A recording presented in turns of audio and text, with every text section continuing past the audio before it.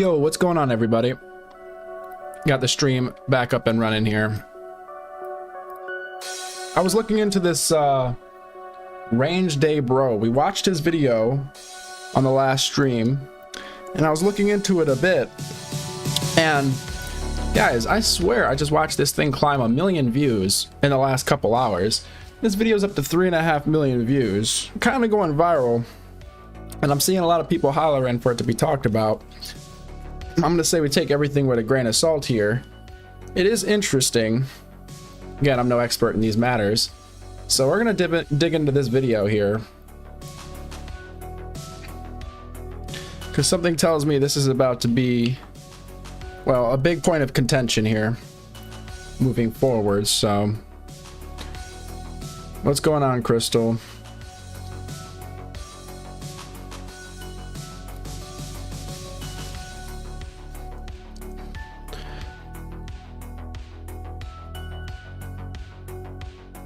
Funny enough, I'm over here, I like randomly ended up on a Candace Owens stream. She's pulling 150,000 plus people, and the chat's going wild talking about the video I was just sent on Discord and we checked out from RangeDayBro.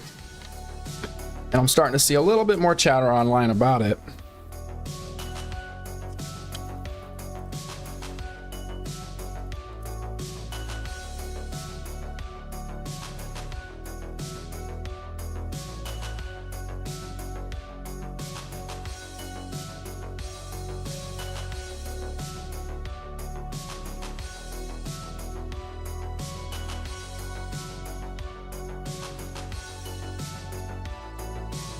Do some background stuff with the stream.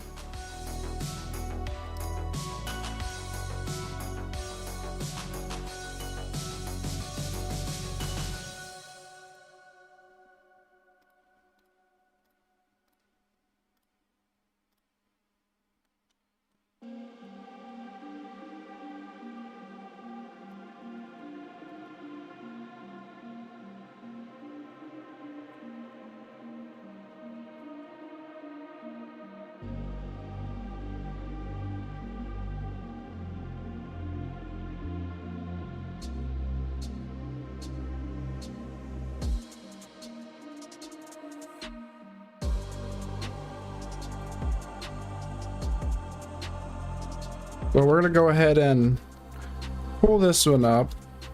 Just getting everything on the stream set up here. Again, I'm looking for more information.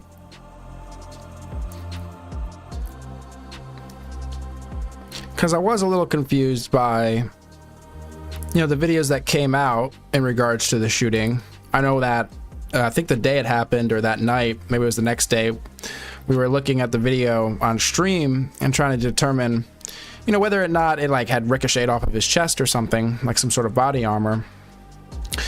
I'm not used to seeing videos like that. You know, I'm no expert, so I can't really say one way or the other, oh, it's this or it's that, because you know, I just don't know. I just know it looks kind of odd. But I figured, you know, if there was anything to it, it would have been released.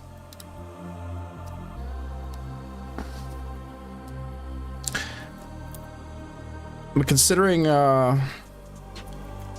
out of nowhere, I mean, this video is doing some numbers, so we're gonna dive into it, because I think this is gonna throw a rock in the pond, so to speak, and really cause some waves.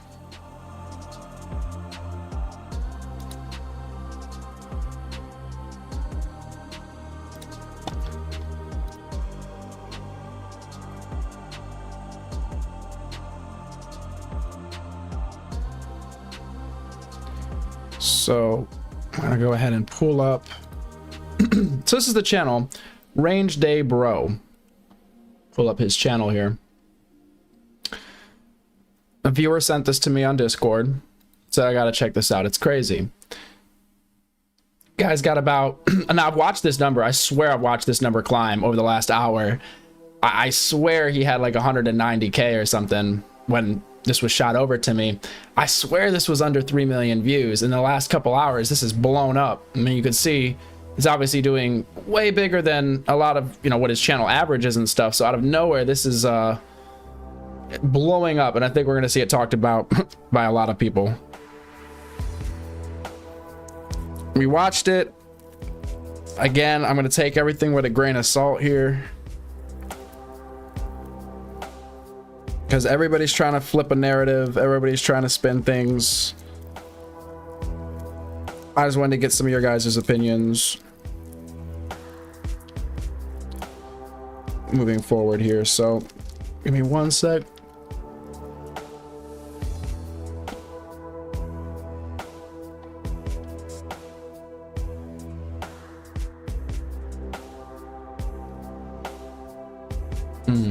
What's going on, guys?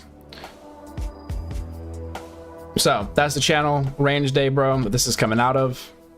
In fact, he actually says that he got the video from somebody he knows. Let me go to their channel real quick so I can show them. So I think this is like the original place that the video comes from. So Riff Raff on YouTube. I'm gonna go ahead and subscribe, just keep them on my radar. But I think this is the video in question right here. So let me turn down the music here.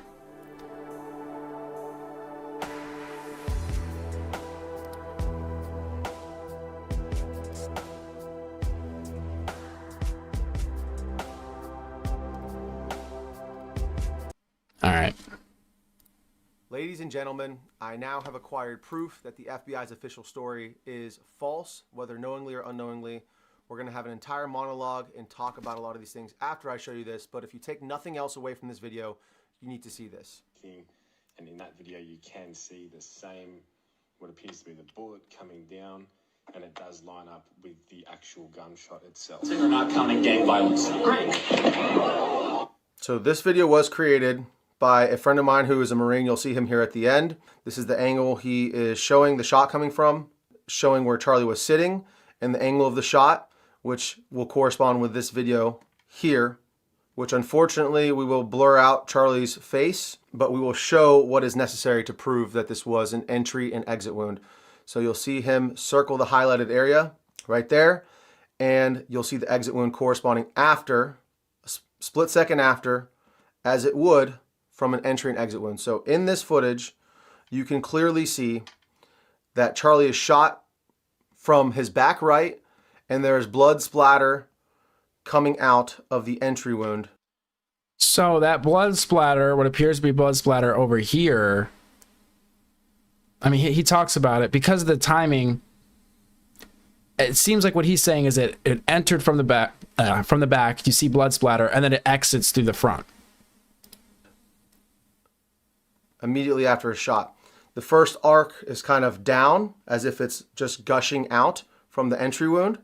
And then the second shot corresponds with when his head kind of snaps forward. See, he says second shot. It says second splash or stream of blood. Not shot. There was only one shot. Okay, cool. Because that confused me. So in the little subtitle here, he says, not shot. There was only one shot. That fluid then flips up in relation to that motion, so you can see there's that second splatter flipping up into the air. This is, and guys, I got his link in the description. You know, be sure to check out their channel. That's where this is coming from, RangeDayBro. I only heard about him today when one of y'all sent me a link here. I hadn't seen to this date. I saw this for the first time late in the evening yesterday, and I decided that this needed to be put out immediately because no one... See, now, David says... Or no, I'm sorry. Who's that? James. That is incorrect. The splatter from the arteries in his neck produced a backsplash. Stop this nonsense. And that's what I was considering, right? If it goes through the front, it kind of appears like, you know, the shirt is ruffled and kind of like in the way of seeing it. Then you see this, you know, the splash in the back. And then, you know, all of a sudden, you know, the shirt's out the way and you can kind of see the wound. I can't claim one way or the other. I'm not sure how, you know, an exit wound or an entrance wound is going to look. This is just doing numbers, and I think a lot of people would be talking about this. I don't know. I don't know what to think. It looks a little weird, but again, I'm not an expert on these things. One that I know of is talking about this. So big shout out to my friend who actually found this and created this video. You'll see him here in just a moment, but let's just one more time. But it's hard to believe like the FBI would have missed this, right? Look at this shot. You see, bullet comes in that circled area. You have the blood splatter go down. Then yeah, I don't know, because if it was again, I don't know, right? But if it was coming out, if it was an up, and then immediately after, you see the exit right here with the skin being pierced, and then the exit wound emerges.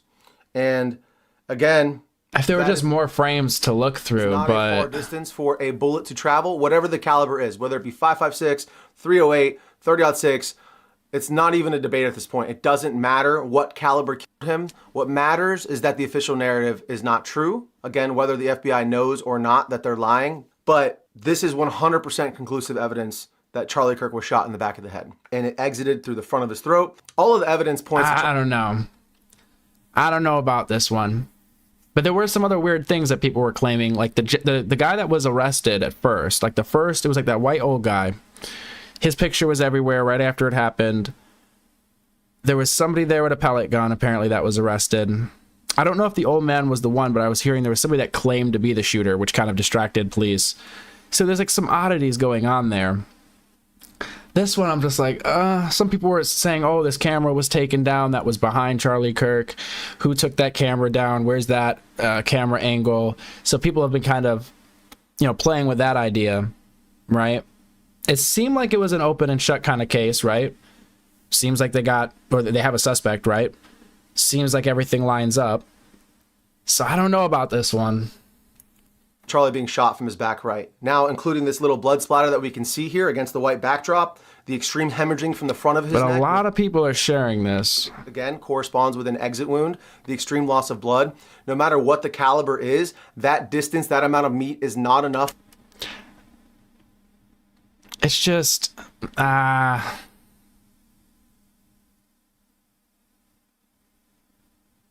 for most bullets to expand. I mean, 99.9% of bullets will not expand in that short distance.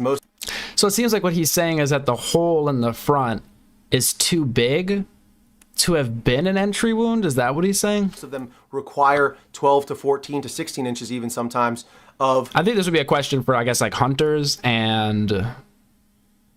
I mean, maybe military people or policemen or people that have, seen gunshot wounds. Because I just wouldn't know, again, how it would look. Exactly. So Mr. What's Up says, the coroner said there was no exit wound. We actually did just read something on that. Do I still have that pulled up?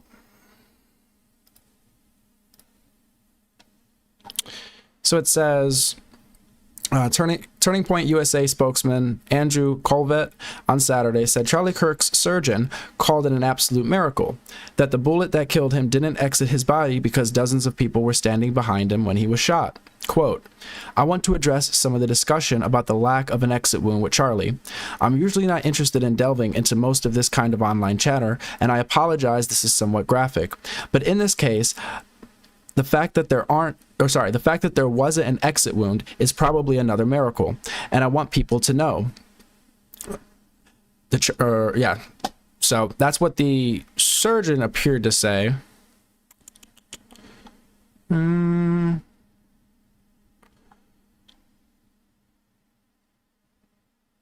Colvett, okay, there we go. Said he had just spoken with Kirk's surgeon, who told him the bullet, quote, absolutely should have gone through, which is very, very normal for a high-powered, high-velocity round.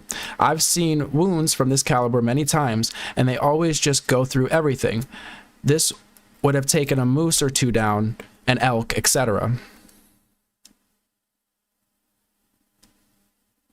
then he goes on to say it was an absolute miracle that someone else didn't get killed. The doctor added that Kirk's, quote, bone was so healthy and the density was so impressive, so impressive, that he's like the Man of Steel. It should have just gone through and through. It likely would have killed those standing behind him too. So that's coming out of Fox News. It's a weird one. Yeah, I'm seeing some of y'all. Yeah, I know. There's a lot of different speculations here. We're not through this video yet, so. Tissue to expand. Again, the guy breaking this, Boom. RangeDayBro. So you guys could, you know, investigate on your own, but that's his channel. Properly. Also, Charlie tensing up correlates and proves that he was hit in his spine. It's a spinal injury. Any of the game that I've shot in the neck or in the high vitals where you impact the spine, the game usually drops right in its tracks because you sever the spinal cord. This is again exactly what we see with Charlie. He tenses up.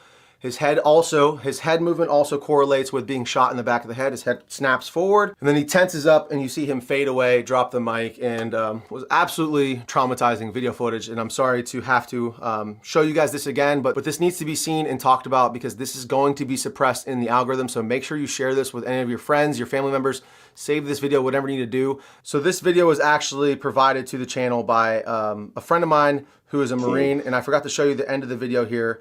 So this is my friend who actually made the video. I want to just give him a shout out. I will link his socials down in the description below. Again, he is the one who brought this to my attention. This is his video. He created this. He did the drawings on it and he sent it to me to allow me to use it to show you guys what we're talking about. So he says, I have been shot many times, 3 times to be exact, and I know exit and entry wounds. I have extensive firearms training inside the Marines and the civilian world as well. It appears that Charlie was shot in the back right side of his head and the bullet exited through his neck. The moment I saw the video and he tensed up, I thought, that looks like a headshot given the fact that he seized up. It is a very common occurrence with a headshot. So this dude, of all people, would know what an entry and exit wound looks like on his own body, literally up close in 4K HD, as they say. So if anyone is qualified to talk about it, it is this dude. He is a super cool guy, so please go ahead and check him out. And I really appreciate him sending me this over because until he sent this to me, I just hadn't seen anything like it. Now, again, if you guys want to check out who he's referencing, I think that's Riff for Raff here. Links are in my description for these 2 gentlemen here. So Riff for Raff and RangeDayBro.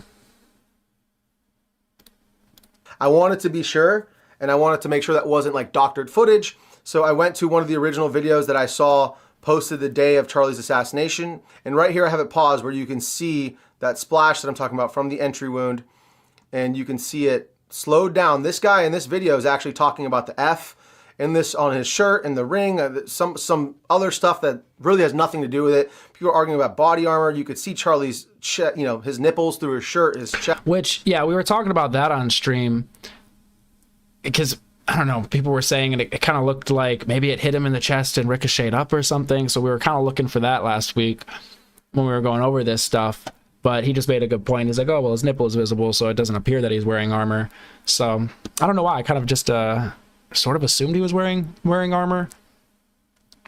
Surprised a lot of these people are going out in such a, you know, divisive political climate, you know, like that. And I mean, I don't know, maybe it's not surprising. I mean, you don't expect to get shot just going out and having conversations with people. So chest, his breasts through his shirt, but you can see that he has no body armor on right here, okay? This would all be one slick piece of plate. It's already been established there's no body armor, so this is actual proof right here. He slowed this video down perfect. You see the blood right here dripping out of his head from the entry wound, and the bullet is coming from here down through here, okay? Hit play. What's going on, Johnny 5? Yo, have you seen this? And what's your take? I'm curious. There it goes. Is this just conjecture? Is this just like meh? So again, I wanted to confirm the footage I had seen originally was not, in fact, doctored in any way. So you can see it here as well, a little piece down there, and it actually goes up a little bit off frame here from my screen recording. So you can see clearly entry, exit, then, you know, of course. Yeah, of course. That was, no, absolutely horrible video. It's just a lot of people are trying to spin this every which way. So I just don't want to, you know, hop on this, be like, oh, this is what's going on, guys. It was a false flag. It was an inside job. You know, let's not jump too heavy on that, right? But this is, it's just curious if there's something to this, or is it all just kind of BS? The part we can't show here on YouTube. So irrefutable evidence that he was shot in the back of the head. Clear as day to me. Now that may be a hard pill for a lot of you to swallow, and without doubt, the non-player characters who just buy into the narrative, as well as the thousands and hundreds of thousands of bots, will likely attack me in this video because... No, I think it's important just, I mean, I'm just asking here. I mean, just to ask and investigate it, because some of the videos they were showing, I'm like, well, where would the shot have come from? Because does he show it in this one?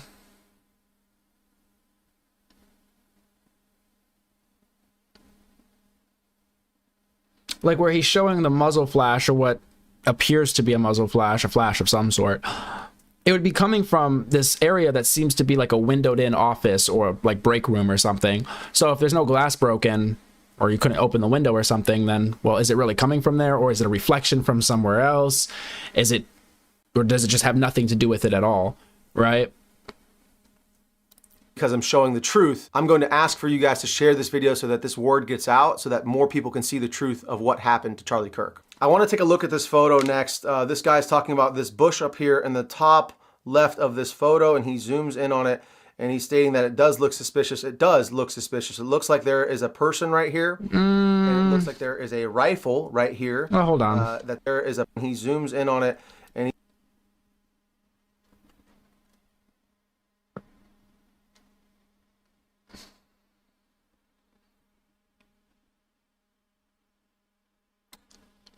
I mean, He's stating that it does look suspicious. It does look suspicious. does it look suspicious?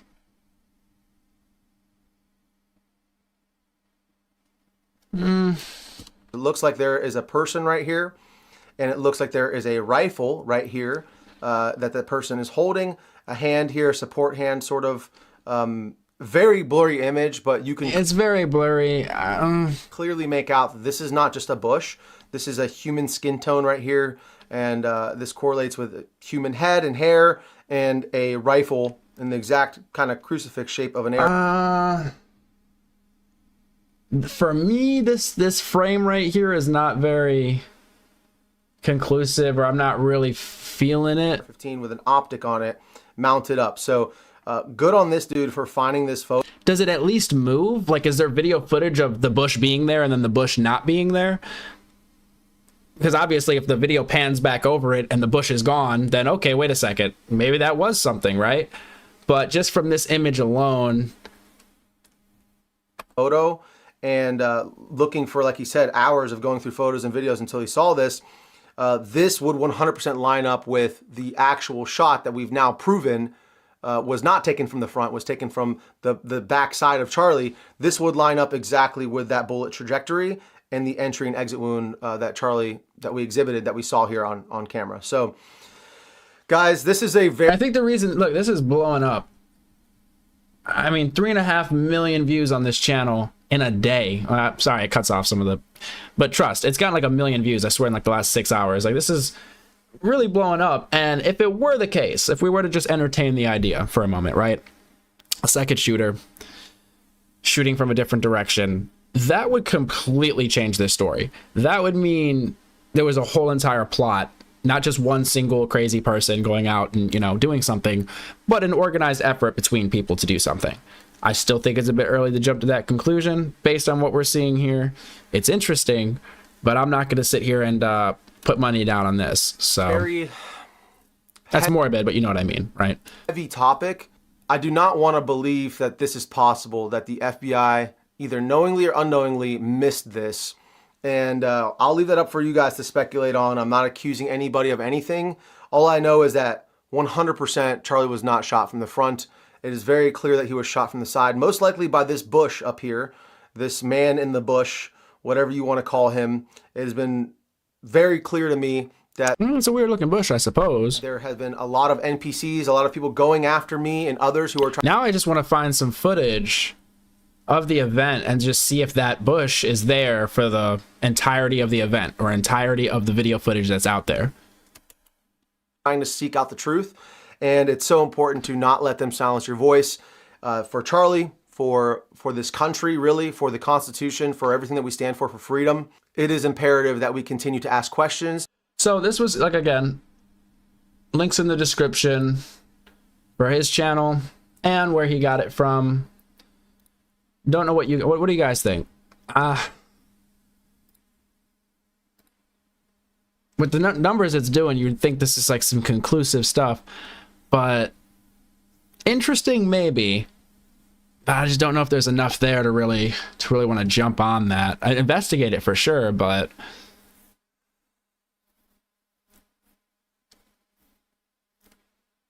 now the text messages, we haven't gotten to those, but from what I understand, the text messages seem to essentially implicate Tyler Robinson and only Tyler Robinson, and just kind of seem as though they were meant to clear other people's names. That's what kind of one of the online narratives is out there, is there were other people involved, but he had crafted messages to basically make it seem as though, you know, he was a lone gunman, right?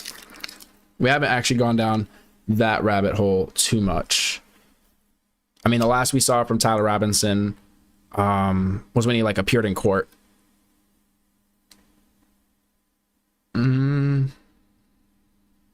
No, the coroner said there was no exit wound. Like, we read that one. And they said it was a miracle that there was no exit wound, because it would have, you know, probably hit somebody else.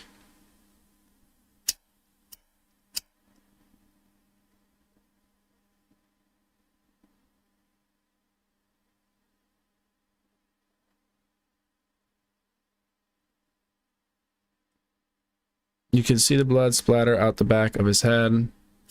Yeah, but I mean, again, I'm not used to seeing videos like this. So is it because it hit in the back of the head and it's causing a splatter, or is it because it moved through his neck and then that's the splatter coming off of that? I'm not going to sit here and pretend like I know one way or the other. But looking at it in the context was definitely interesting.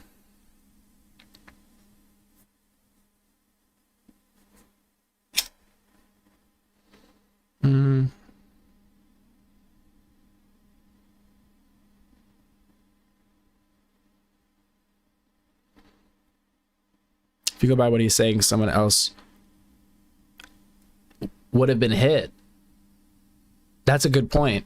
Or at least potentially been hit. If it did exit, then did they find the bullet? Or did the bullet strike somebody else? Right? So that's actually a good point.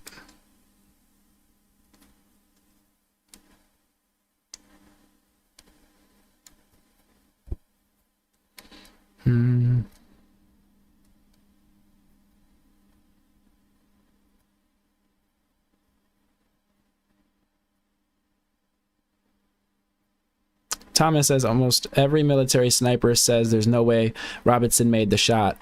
I don't know, because then I've heard, on the other hand, that it's a very easy shot to make.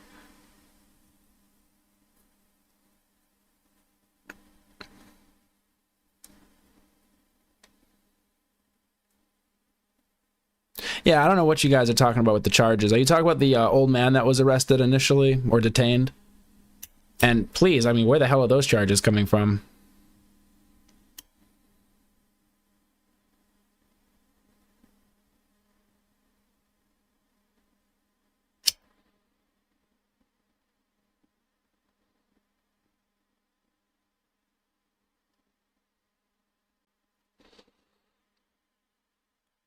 I mean, I'm going to go ahead and lean towards the official story, but I found this really interesting, especially how it's popping off. And I don't know, I wanted to get some other viewpoints on it. We'll see as more info comes out. I'm leaning more towards the official narrative.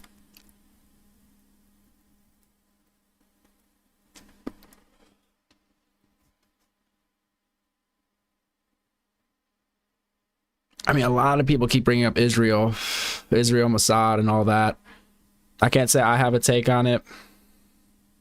People are saying that Charlie was being critical in recent time of either Netanyahu or Israel.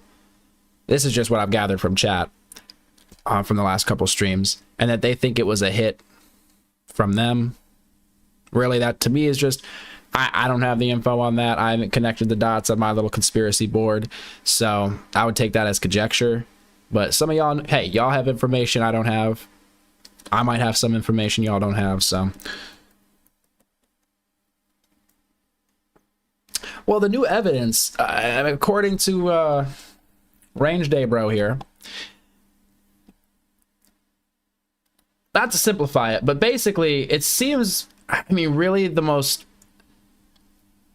significant piece of like evidence from this video is right here. Split second after, as it would from an entry and exit wound. So in this footage, you can clearly see that Charlie is shot from his back right, and there's blood splatter coming out of the entry wound immediately after a shot. The first arc is kind of down, as if it's just gushing out from the entry wound. And then the second shot corresponds with when his head kind of snaps forward. To be fair, he didn't mean shot. He said second splash or stream of blood, not shot. There was only one shot. Just to be fair to his video, give full context here. That fluid then flips up in relation to that motion, so you can see there's that second splatter flipping up into the air. This is something that I hadn't seen to this date. I saw this. Actually, here, I didn't realize I had a filter on this. This is one of those ones you probably don't want to have a filter on. Boom. It should be easier for you guys to see now. Sometimes the black hole pierces through. Late in this is something that I hadn't seen to this date. But anyway, I mean, you guys get the idea. I'm not trying to show that like over and over and over and over and over again. I think we get the idea. He mentioned some other stuff. For example, there's a bush that apparently resembles a silhouette of a person possibly holding a firearm. This one I'm a bit I don't know about this one. It feels like it could be a stretch, though he's getting this from this shot right here. So I guess what I'm saying is, if we have any other footage of this area during the event, if this has been here the whole event and it's here after the event, then I'm assuming that's not a shooter. However, if at some point during the event this appears here and disappears, that could, you know, it could be a person. It could be. But again, I'm kind of on that one as well. But that would be the piece of information I'm looking for. Was this here the whole time? Right?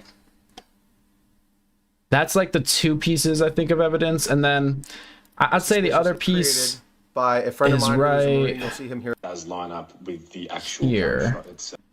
So you're not counting gang violence. Great.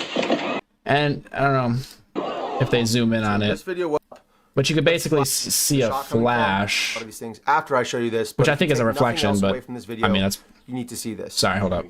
And in that video, you can see There's other videos I've seen online where they zoomed in. bullet coming down, and it does line up with the actual gunshot itself. So you're not counting gang violence. Great. It's like a little.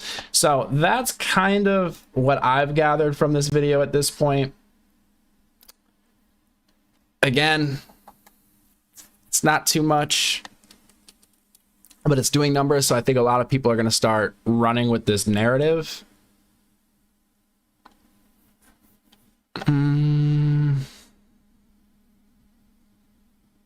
So why wasn't there a hole through the banner as well? Which banner? You're saying in front of him?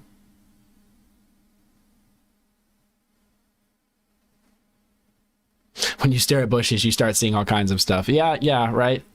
So... But again, I think at least, you know, trying to see if it was there the whole time. That's something, right? Try to suss out what that is.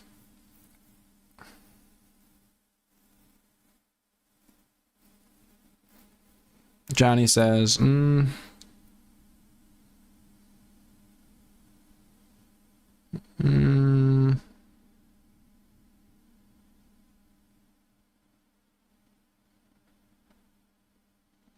He said they bleed inside, but it wouldn't gush out the entrance.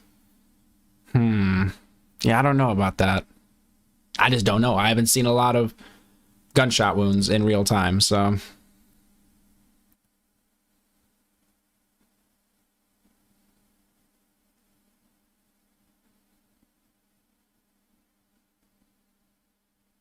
Johnny 5 says Man of Steel. Yeah, no, that was the quote. That's what the...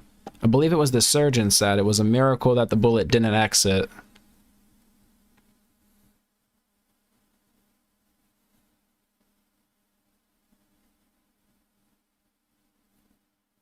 Yo, Corey, you said yes, it would. Physics. Are you saying it would exit?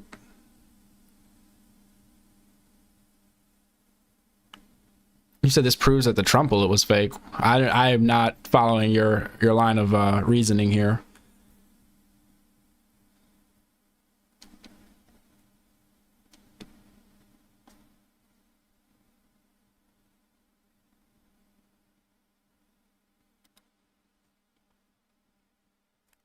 That's why they deemed it a miracle.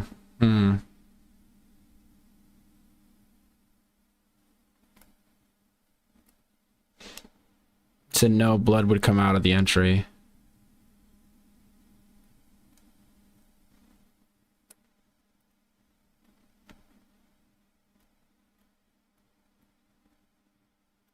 Oh, I was saying it would gush because it's an artery.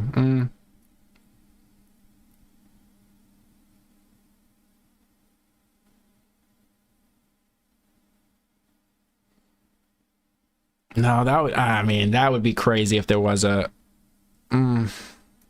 It's hard for me to believe. Plus, it seems as though people only heard one shot.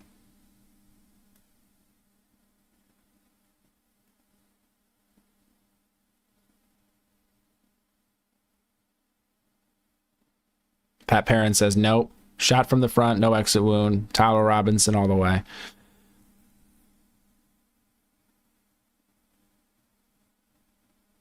You just believe Tyler after those texts? Yeah, we're gonna have to go down those texts. It's the ones to the partner, right?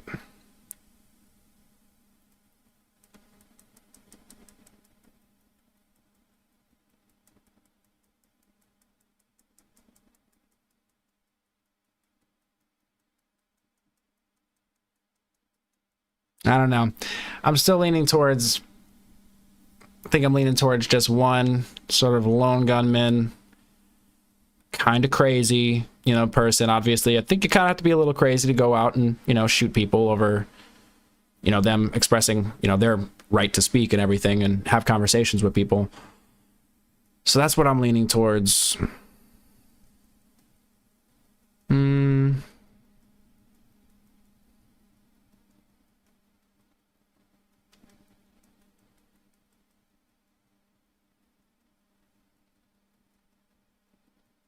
Well, no, they're saying there wasn't an exit wound.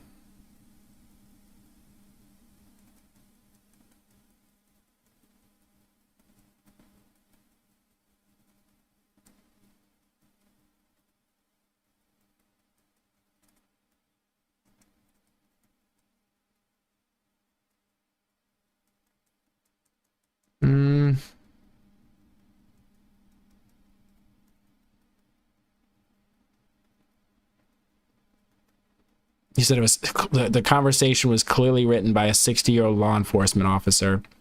So you're saying it was AI, or are you saying that it was just a psyop by the government?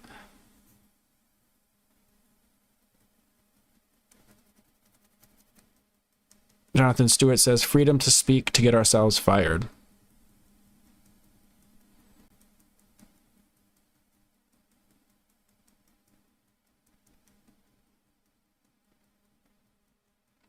He said it's not very believable. All the witnesses said there was one shot. There were two shooters, and both of them shoot at the same time to cover the second shot. Exactly. And this is the first I'm hearing about it. That's why I'm just so curious as to how it's seeming to blow up so quickly, and people are buying it. Of course, if the FBI thought that and they were investigating, maybe they wouldn't put that out there, you know, to mess up the investigation, right? And I feel like some of you guys are referencing, is it Jimmy Kimmel? You know, his show is back on tonight, actually. He was only on hiatus. It looks like ABC brought him back for the most part. There are some stations that aren't going to have him, but...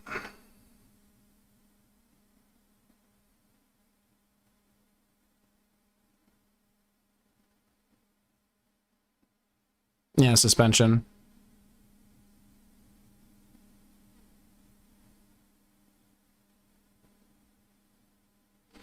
He said that the text messages were written by AI, trying to sound like this guy speaking in this Roman novel. Yo, so Emily, you said the book published the day prior to the Charlie Kirk assassination, question mark? It's very odd.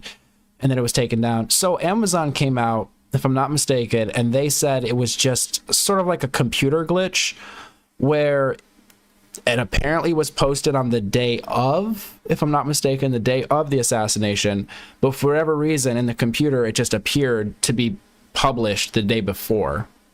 And they did take the book down. Although, how do you publish a book in one day right after an event happens like that, like the same day the event happens, you're like everything that you need to know about the Charlie Kirk assassination, and it's like on Amazon. It does seem a little weird, super weird if it came out before the assassination, but it seems that Amazon was like, no, we're not. I believe it was Amazon.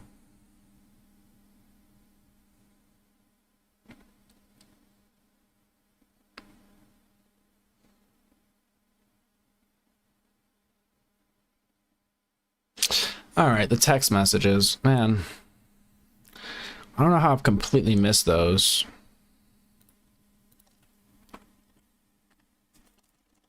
Tyler Robinson text messages.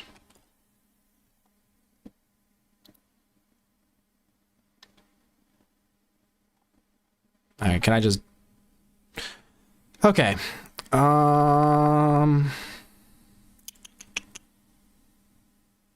Here's a full record of a series of text messages exchanged with the alleged gunman on the day of the shooting, which the roommate provided to investigators. All right.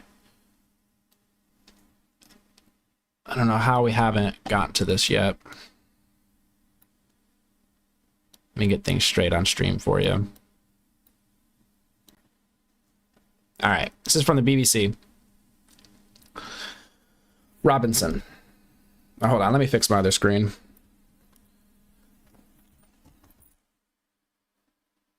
Something tells me we're going to end up circling back to that video, to those claims. I want to see how other people are reacting to that. It might just be some conspiracy spin. Nothing to see here. Could be people trying to get clicks and whatnot. Again, I'm not familiar with these creators. They were only recently sent to me, so...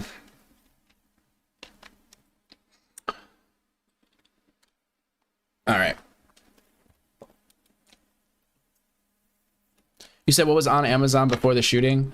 Let me just make sure it was Amazon. It was Amazon, right? Charlie Kirk Assassination book. Amazon.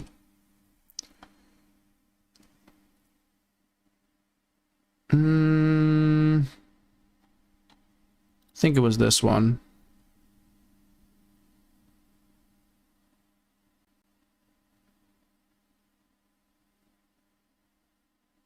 Okay.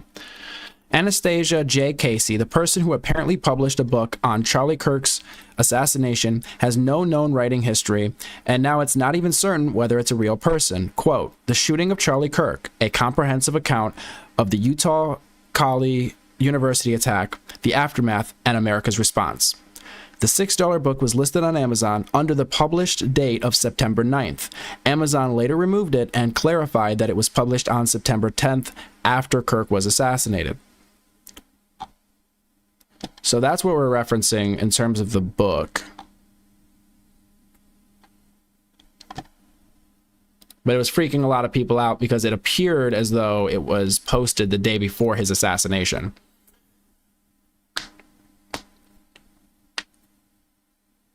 All right, so the text messages. Here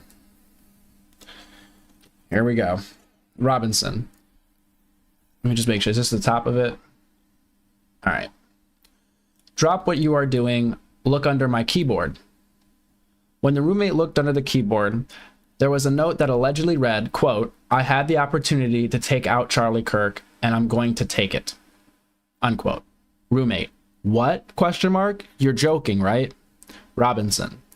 I am still okay, my love, but am stuck in Orem for a little while longer yet. Shouldn't be long until I can come home, but I gotta grab my rifle still. To be honest, I had hoped to keep this secret till I died of old age. I am sorry to involve you. That's weird, because if you were planning on taking something to the grave, I don't think you would jump on, is this Discord, right? I don't think you would jump on Discord or text message, whatever, and start admitting to it. So that's a little weird right off the bat. Roommate, you weren't the one who did it, right? Robinson, I am. I'm sorry. Roommate, I thought they caught the person, question mark. Robinson, No, they grabbed some crazy old dude, then interrogated someone in similar clothing.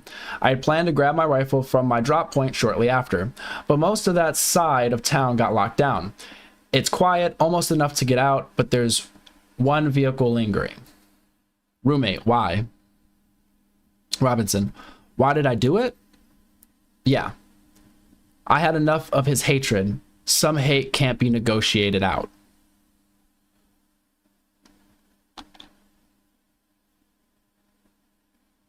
Okay, so then Robinson, if I am able to grab my rifle unseen, I will have left no evidence. Going to attempt to retrieve it again.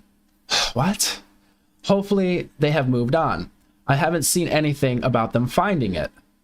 Roommate, how long have you been planning this? Robinson, a bit over a week, I believe. I can get close to it, but there is a squad car parked right by it.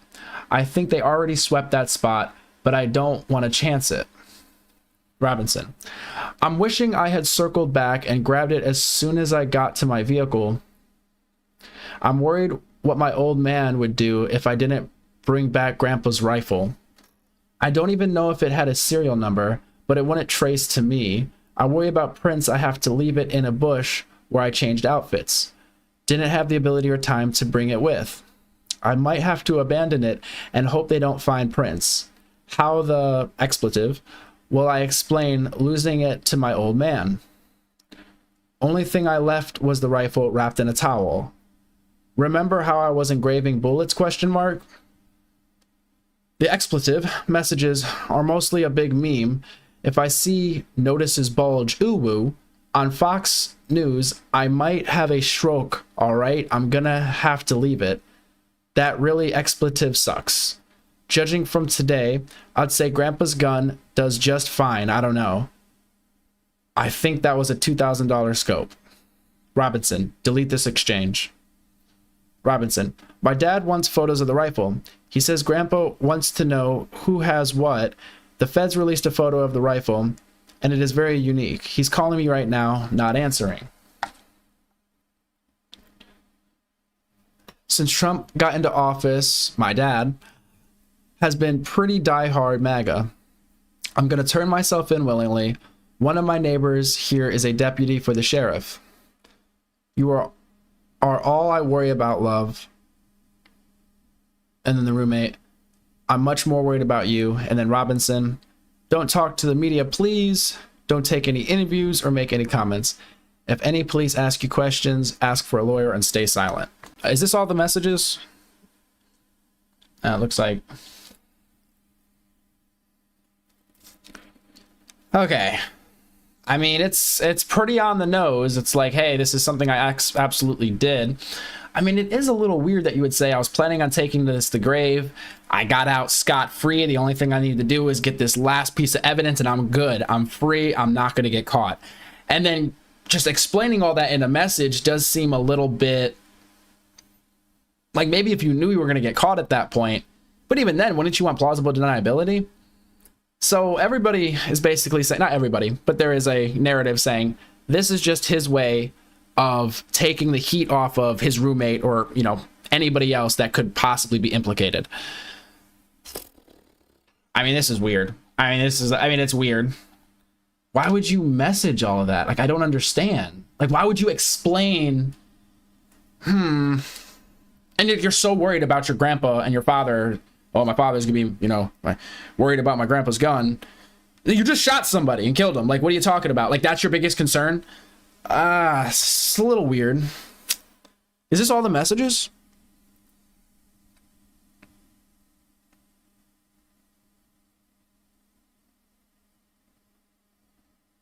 You said which 22-year-old uses. Okay. So you guys are taking issue with the language. Some people said, oh, it was written by AI. He had AI write it to again take all the blame.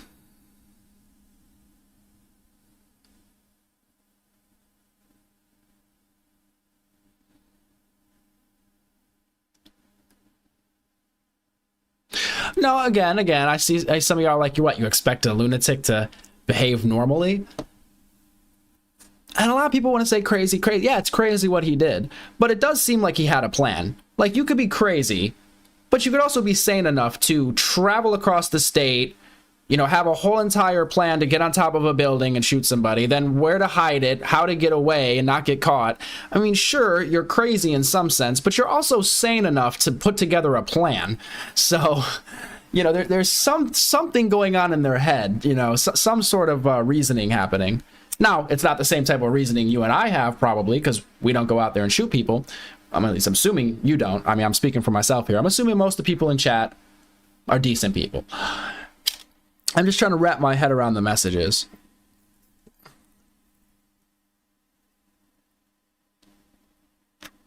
No, but I'm expecting college teens to use more than just weird question marks in their texts. Yeah.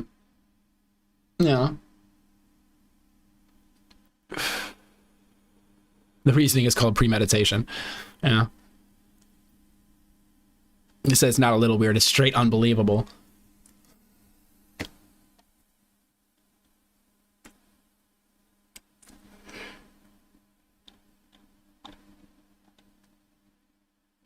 I'm just saying, one of your friends reaches out to you and is like, hey, and just starts saying this stuff to you. Like, you turn on the news, you're like, oh man, somebody got shot. And then your friend hits you up with some messages, right? Like, or your partner, your friend, whoever. And they're like, hey, that was me that did it. Is this how you're responding?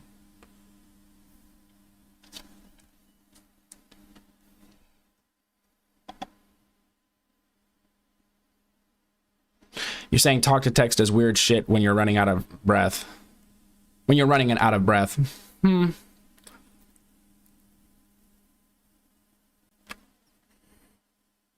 Like, instead of why did I do it, one would definitely say, what do you mean? I mean, we are kind of getting granular here.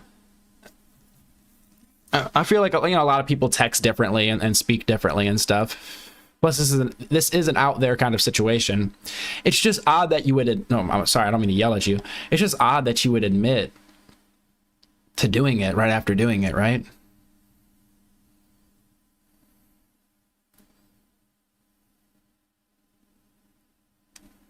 Yeah, no, we're definitely still have to wait for more information.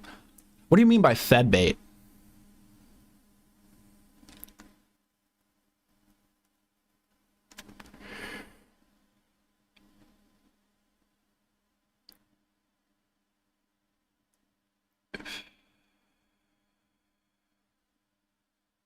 He left his rifle in woods. He was a spotter. I doubt he could disassemble or reassemble. Changed clothes twice. Meanwhile... What confuses me is there was a video and it almost looked like he was limping. I was assuming it was because either he twisted his ankle when he jumped from the roof or he had something shoved in his pants like the rifle. Why would you leave the rifle? Like, if you're already away from people, what did you... I don't know. I'm over here trying to make sense of it.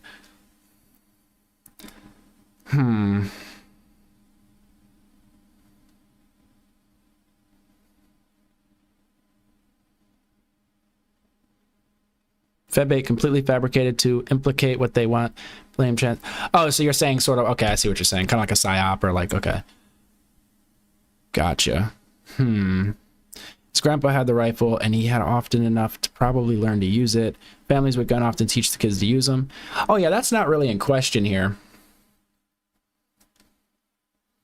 The rifle was visible in his pants on the way to the university. I saw some of those shots. You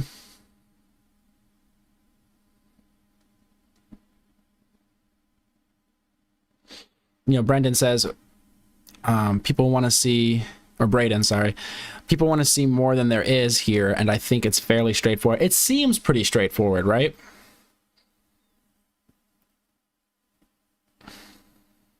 You said no Discord is appropriate.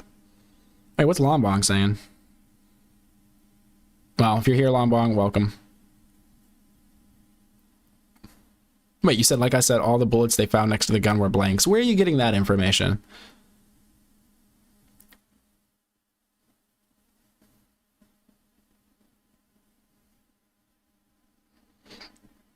You said Tyler mainly communicated online. This conversation is a continuous part of his day-to-day life. He had no idea the messages would be made public.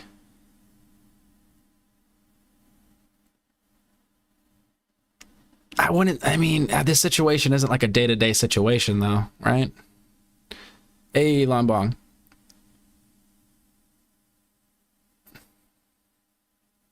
No, speculation. No, look, I'll say we should have no violence, no political violence.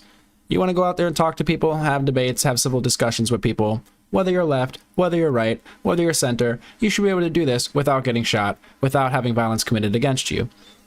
I don't think people should be retaliating. I don't think people should be destroying memorials. I don't think people can celebrate. I mean, that's, your freedom of speech. I don't think it's a good idea. I think it's, it's kind of bad. And you're only kind of putting a target on your back, and you're kind of preaching to the choir, and you're just kind of pushing people away from your side, which means you're going to lose votes in the future. I don't think it's very smart.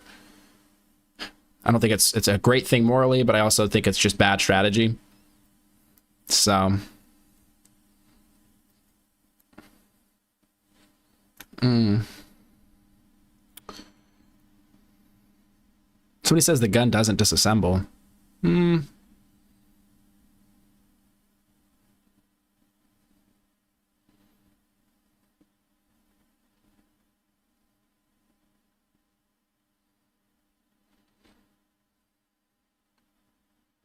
said Derek Johnson. I don't think I'm familiar with Derek Johnson. Let me see.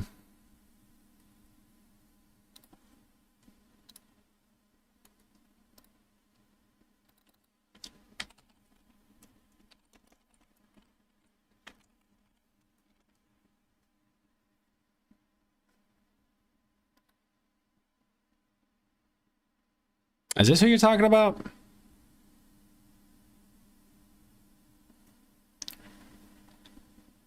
Interesting.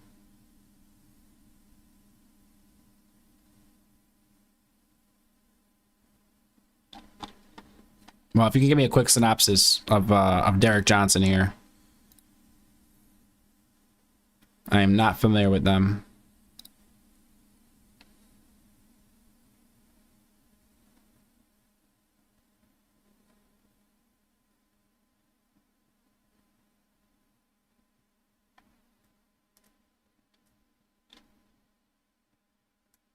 You say good and evil exists, acknowledge that I'm playing both sides.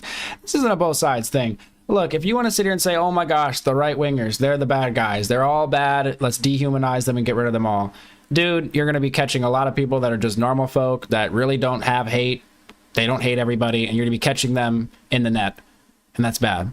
The same goes for if you're like, oh my gosh, every single lefty, oh my gosh, they're all libtards. They all want to do this and do that and hurt you and take your freedoms away and bring about communism, whatever it is. If you say that about all the lefties, then you're just demonizing a large group of people where you're probably talking about a smaller percentage of the people in that group. And you're just drawing more and more divide between people.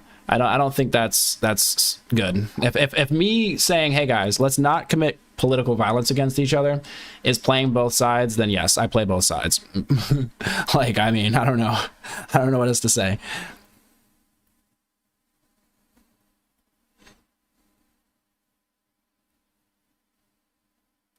You're saying that was accurate, but if both sides are demonizing the other side, then all you're going to have is violence. And look, I don't care who you are. You're not getting rid of the right, and you're not getting rid of the left. You're going to have to kind of learn to coexist with each other, right? And try to communicate with each other. There's times to disagree and go and vote on issues and whatnot, or vote for people to represent you. But I don't think violence is going to help at all, because you're just going to be violent to somebody, then they're going to want revenge, they're going to be violent, then you're going to want revenge, then you're going to be violent. When does it stop? When does it stop? Now that Charlie Kirk's dead, what's different now? You really just got a bunch of people pissed off, a bunch of people that think the left is crazy, and you have people that are making one side look crazy by celebrating this stuff, and you have a bunch of people, feeling galvanized to go out there and pick up the mic, so to speak, after Charlie was slain. So it's, if anything, in terms of, from the left's perspective, you're probably moving backwards. It's not very good. At the very least, condemn the violence. All right, just condemn the violence. You don't have to be like, oh my gosh, he was the greatest guy and it's such a tragedy. You don't have to say all that, but you could condemn the violence and say, look, I don't agree with the guy, I don't agree with what he said, but we shouldn't be shooting people in the street. I think that is a very, very, very safe take, right? That most people should agree on, because once you say no, his speech justifies him being killed, well, now anybody could justify your speech as getting you killed, right? If you're like, well, his speech was hateful. Well, hate that could be rather subjective to some people, right? What's hateful to you might not be hateful to somebody else, and vice versa. So now if you say something that offends somebody, well, now should they have the right to shoot you? I don't think that that's a good way to live. I think that that's just going to lead to worse outcomes for everybody. So, And I just don't like all these people online that are like promoting the shit. It's like, then go out and do it yourself. Stop trying to promote other people to murder people. Like, it's just wild. Like, stop. Fuck, man. Because then when you turn around and you lose your job, you can't really cry about it. Because at least it was just your job and not your life. Like, come on. There has to be a line somewhere, guys. Like, we gotta, like, come on. You can say a lot of stuff about this side or that side. You can talk your shit. Oh, yeah, whatever. But we gotta stop at, hey, go and kill this person. Go and kill his family. I'm seeing people say, oh, the wife should get it too. I've seen people say the kids should get it. I've seen people make videos posting themselves saying more people should be killed. What is wrong with you? You realize you're not doing anything to help your side, and you're only painting a target on your back. Like, that's all you're doing. It's just, oh my gosh, at least for self-preservation's sake, calm the fuck down. Holy shit. I mean, when you have Nick Fuentes coming out and condemning the violence and saying, hey guys, don't retaliate. If you retaliate, I condemn you. When you have Nick Fuentes coming out and saying that, but you have a bunch of people celebrating it, that is a freaking scary place. And it's not about changing sides or anything. It's just like, yo, there is a place, there's a point where we've gone too far.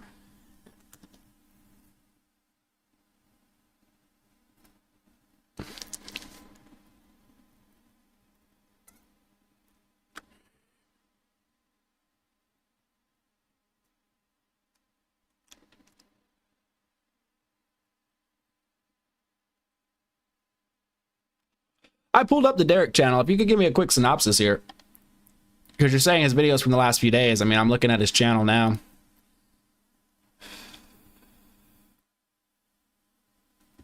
But I can't click on it like every video. This one's 3 hours, this one's 2 hours, this one's an hour, this one's 3 hours. So it's a little bit much to click and try to get into here.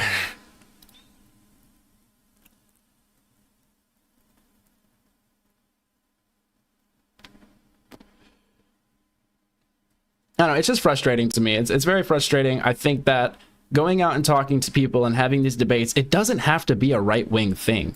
Let's get some lefties out there, right? I mean, who are the lefties right now that go out and talk to people? I need to follow more lefties. Okay, the only one off the top of my head that I could think of is Destiny. I mean, he's been doing like public events and stuff for a while. I'm trying to think of other people that do public events. Like on the street. Crowder or Charlie Kirk style. Parker. Oh, I think I've heard of Parker. Have we watched him?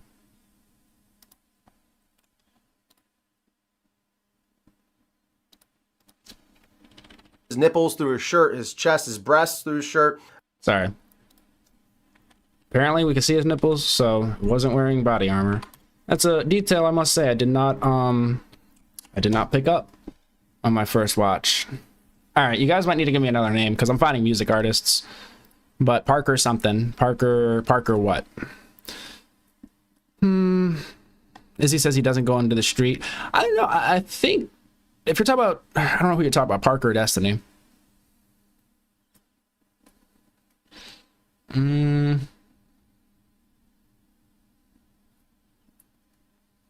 Turks used to? I didn't know that. Parker and Dean.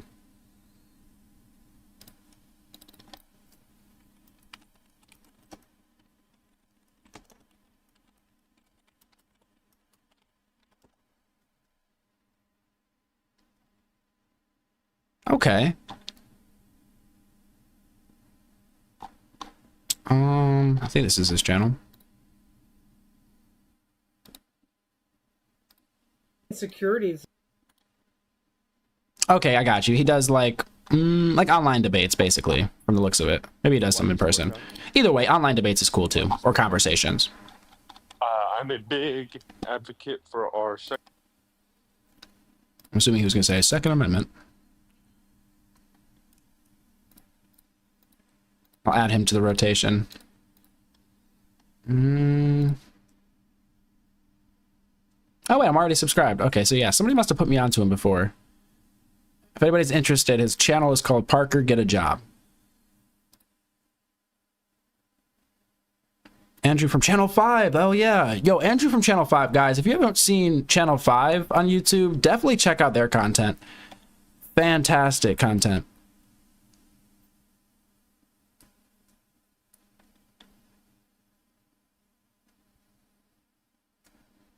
Well,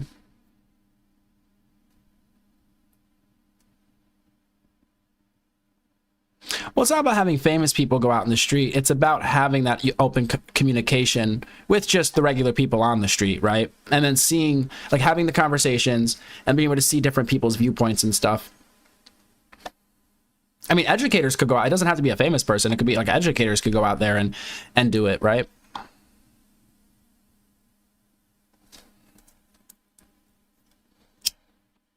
Well, the reason I like seeing people go out and talk about the things is it does seem like a lot of channels, I don't want to say channels, but a lot of media personalities, whether it be mainstream or not, push narratives and sort of talk past each other to where it's almost like they're fighting with ghosts and never really engaging with each other on the topics. And when you're having a conversation with somebody, like an actual conversation, not just making a video and, like, you know, speaking out into the void, you kind of have to confront what the person is saying. Although, I mean, you could run away from it and use debate tactics and blah, blah, blah. But for the most part, you should be engaging with what the person's actually saying. Not to say that always happens, right? There's good interlocutors and there's bad ones, right?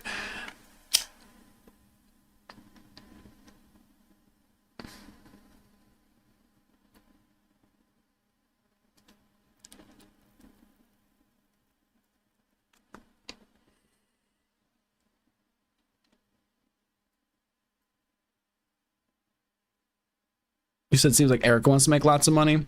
I don't know. I know that she had her speech and apparently had forgiven the shooter. We haven't looked at that. I was going to probably watch that on my own time. Oh, I like that. If you seek revenge, then you must dig 2 graves.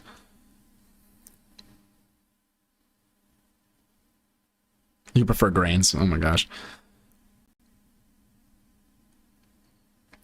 You said you can't debate the right because they always use lies and fake facts. Let me just entertain the idea. Let me say that you're right and that everybody on the right is a liar. You're not only trying to convince the person you're talking to, it's the people that are listening. So in terms of filming it or live streaming it and putting it on the internet, the person that you're debating, they might not walk away any different. But if you make good points and, you know, people, you know, listen to you, they might walk away with their ideas maybe a little bit changed, right? It's not always about the person you're talking to, but about the people that are listening that are willing to, you know, change their mind and whatnot. Plus, I do think over time, if you engage with ideas and engage with people that hold those ideas, it's going to change your mind a little bit. Like if you think to yourself, every conservative is a bad person, one day you're going to meet a conservative, you guys are going to hit it off, and then maybe politics will come up down the road, you know, and you'll find out, oh, wow, this person's a conservative. And it's like, well, wait a second. I think conservatives are terrible people, but this person has been very nice to me and they seem like a very stand-up person. And it kind of creates this contradiction in your mind where you have to go and reevaluate and be like, well, maybe not every conservative is bad. And this goes for both sides. You know, you might meet a lefty. You don't know they're a lefty, whatever that means. And you guys hit it off, and down the road, you're talking some politics, some news, to find out they're a lefty. But wow, this was actually a great person. Maybe not every lefty is like crazy, right? I think this whole like, oh, if you're on this side or you associate with this side, then you're automatically a bad person is very, I don't know, very problematic, right?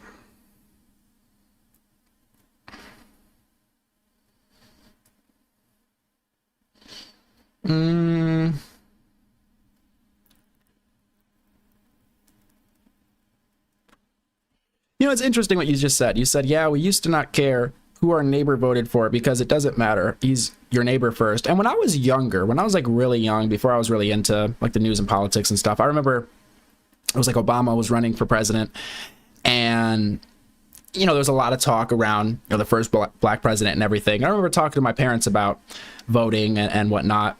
And they said it was something that you kind of keep to yourself. Like when it comes to politics, you tend to keep that out of other things, right?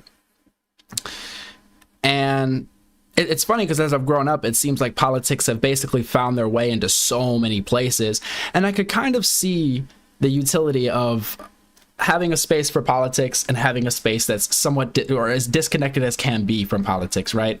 Being able to come together at like the dinner table and be okay with each other and get along with each other and not fight over politics, something that you kind of have no control over. Like in the grand scheme, you could talk to people, try to get them to vote your way. You can go out and vote. You can go out and protest. You could try to be like a person talking on the internet and, you know, influencing people, whatever.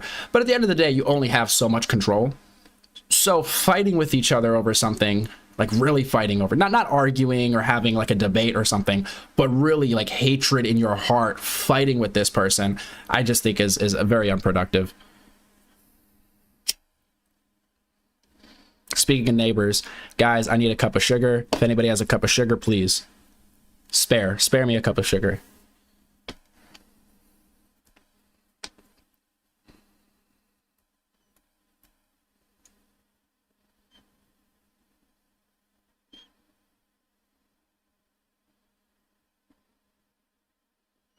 I see what you're saying, and that's why I try to be careful about like labeling people as evil or large groups of people as evil.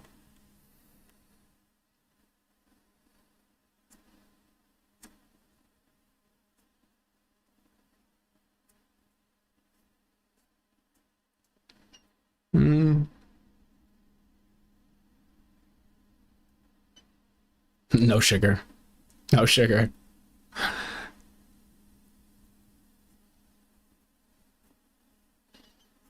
Because everybody just think the left is, yeah. I think the demonizing, dehumanizing of large groups of people is what's really like pushing this forward. And all the narrative spinning. Obviously, we just got done watching a video that, I mean, would be labeled as conspiracy. You said, I didn't get into politics until 29 years old. Way too many young or uneducated people jump into politics without seeking knowledge first. I'm 29 and just picked a side, quote unquote, after being open-minded for years.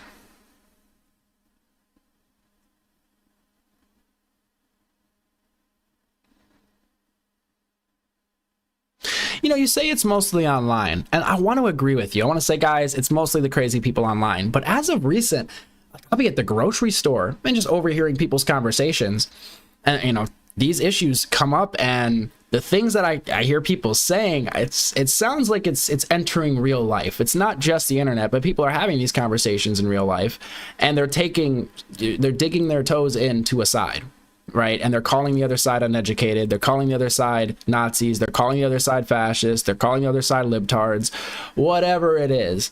I'm hearing this in like common places. Now, again, that's anecdotal information. That's not to say that everybody everywhere is, you know, terminally online, but I have been noticing it in real life, so to speak, more often.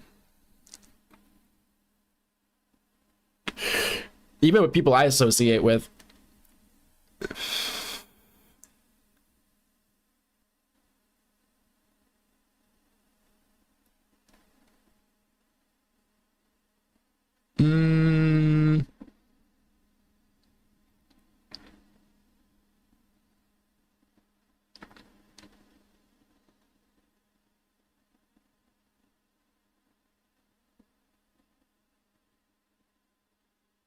That's my stance on the whole thing. I mean, what do you mean? I mean, it was terrible. We should not be doing or when I say we, I mean people, period. I don't really take sides. Too much baggage if you associate with anybody. Shouldn't be killing people over speech. I mean, full stop. We need to turn down the temperature. We don't need lefties in the streets fighting right-wingers. We don't need that. It's not going to help anybody. It's going to make the world worse for everybody. So we need to turn down the temperature. That's kind of my take on it, right?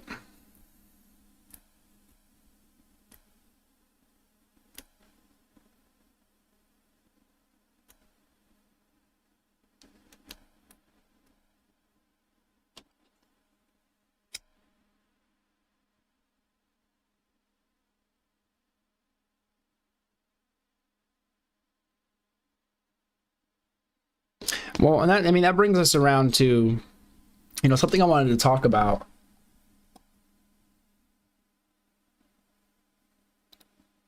And again, I hate to make this a left wing, right wing. Where's my tab?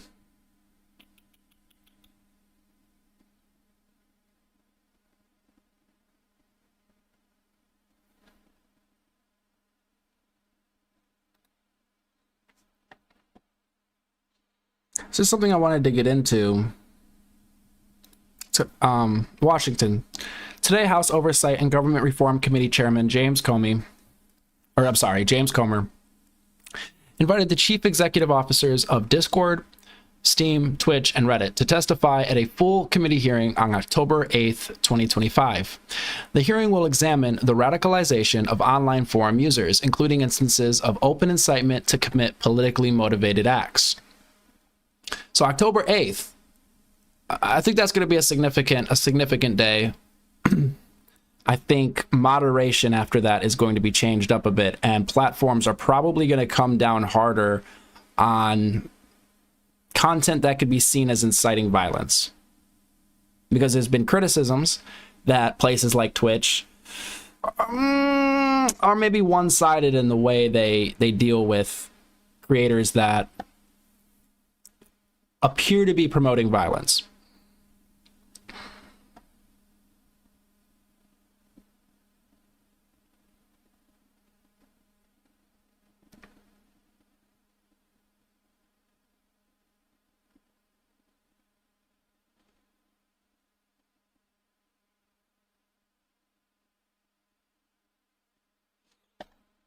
So one of the names being thrown in the hat here that people think are going to be brought up during the hearing is Hassan. Hassan is one of, if not the largest left-leaning political streamer on Twitch. Maybe YouTube, I'm not sure, but at least on Twitch. I want to ask you about your own rhetoric. I noticed that Elon Musk has been posting about you. Yes. And I don't know the context of these particular statements, but here's a quote from you about landlords who don't want to rent out their properties. You said, kill them, murder them, let the streets soak in their red capitalist blood. Doesn't that make you part of the problem with violent discourse? Yeah, that does seem a little bit aggressive. This was in a conversation that I was having with a landlord friend of mine, and it's, of course, hyperbolic, and it's not meant to be sincere. This is not sincere advocacy. It's not a real policy that I would ever advocate for, and that's precisely the reason why when Republicans were desperately looking for any sort of incisive language that they could present, they went back to a very obvious instance of LARPing, an insincere statement that is obviously hyperbolic from, I believe, 2018. My question stands nonetheless. Doesn't that kind of language contribute to the atmosphere of violent, even lethal violence in the United States? I don't believe that my insincere statements that don't reflect on any of my beliefs whatsoever in 2019 has led to any sort of real world violence whatsoever. I mean, take it as you will, right? I'm going to be hyperbolic at times. However, I mean, that does seem to be a bit much. I don't think I'm going to say go out and, you know, kill a said group of people and let their bloods, you know, run in the street. It seems a bit aggressive. Again, I don't want to see censorship, though. I think it's important, you know, that the government stays out and that people are allowed to, you know, speak their mind and everything. But if your rhetoric is calling for people to commit violence, then we kind of have a problem. Now, this was a video from Tectone. If you guys aren't familiar, it's another streamer. I want to say he streams on Twitch and Kick. He has issues with Twitch, though, I feel. So sometimes he doesn't stream there. But Tectone, check him out on YouTube. Boom. But he had made a video called Hassan Piker, you know, where he is seeming to speak directly to Hassan, right? Hey guys, me again. I'm about 2-3 weeks into my vacation. I'm enjoying every second of it. Borderlands 4, It's going great. I'm playing as Vex. I beat Fallout 4, main story. Hey, what's that shit they say? In the Brotherhood of Steel? Like Ad Verstappen? No, that's Max Verstappen. Wrong guy. Anyways, I just beat Act 1 on Silk Song. Probably gonna go beat Dark Souls 2 and then probably finish up Sekiro just to say that I did. I've been really enjoying and living life to the fullest, and I'm feeling fantastic. I see people saying something, before we get too deep in this, somebody said that like hate speech is not protected, and I just Googled it. Like, is hate speech illegal? And it says, in the US, there is no general legal category of quote-unquote hate speech. Speech cannot be outlawed simply because it is hateful or offensive. However, hate... Oh, hold up, I need to make this bigger. However, hate-motivated expression can be punished if it falls into specific, narrowly defined exceptions to the First Amendment. So it does appear that hate speech is probably protected speech outside of, you know, very narrow instances, right? Hey, that was from a quick Google search, though. You know, I could be wrong. Take it with a grain of salt. Despite this horrific beard that I have right now, I've lost some weight. My bench BRs have gone up, and I'm starting to realize how beautiful life is, really focusing on mind, body, and soul. I'll be going to church for the first time in 13 years very soon. I'm very excited about that. And I didn't realize how much purpose I would feel with a little bit more faith in my life. And I feel reinvigorated. I feel recharged. I feel rejuvenated. Yes, cause to violence, guys. Not protected. You cannot yell, what is it, fire in a crowded theater and create a panic if there is no fire in the crowded theater. You cannot, you know, cause mass panic or do cause to violence. And I'm just very thankful for the world, the community that I have, and how wonderful of a life I truly get to live. And it's just nice because I feel like a lot of content creators get lost in the craziness. They think go, go, go, go, go. And they never really understand why is it that they're doing this until the brakes fall off and they live a miserable, unfulfilled life. But they sure had fun for 5 to 6 years, somewhere in the middle of it. But then at a certain point, you have to face yourself and what you've created and to see if you're happy with the man that you see in the mirror. And currently, when I look in the mirror, the only thing I think is, man, this guy really needs to grow his beard back. God, fuck! Yeah, anyways, I was sitting there, and I've been kind of active on Twitter lately. That's an understatement. I've been a fucking Twitter schizo for the past little bit. I'm not gonna lie about it. It's been pretty wild. And there's this guy, and his name's Hassan. And I wanted to make a video to Hassan. And Hassan, I don't know if you're ever gonna watch this. Maybe you watch it on stream, maybe you watch it off stream, maybe you never see it at all. But I would like to say, despite how much horrible lies you've spread about me, how much of a god-awful human being I think you are, I'm worried about you. I am.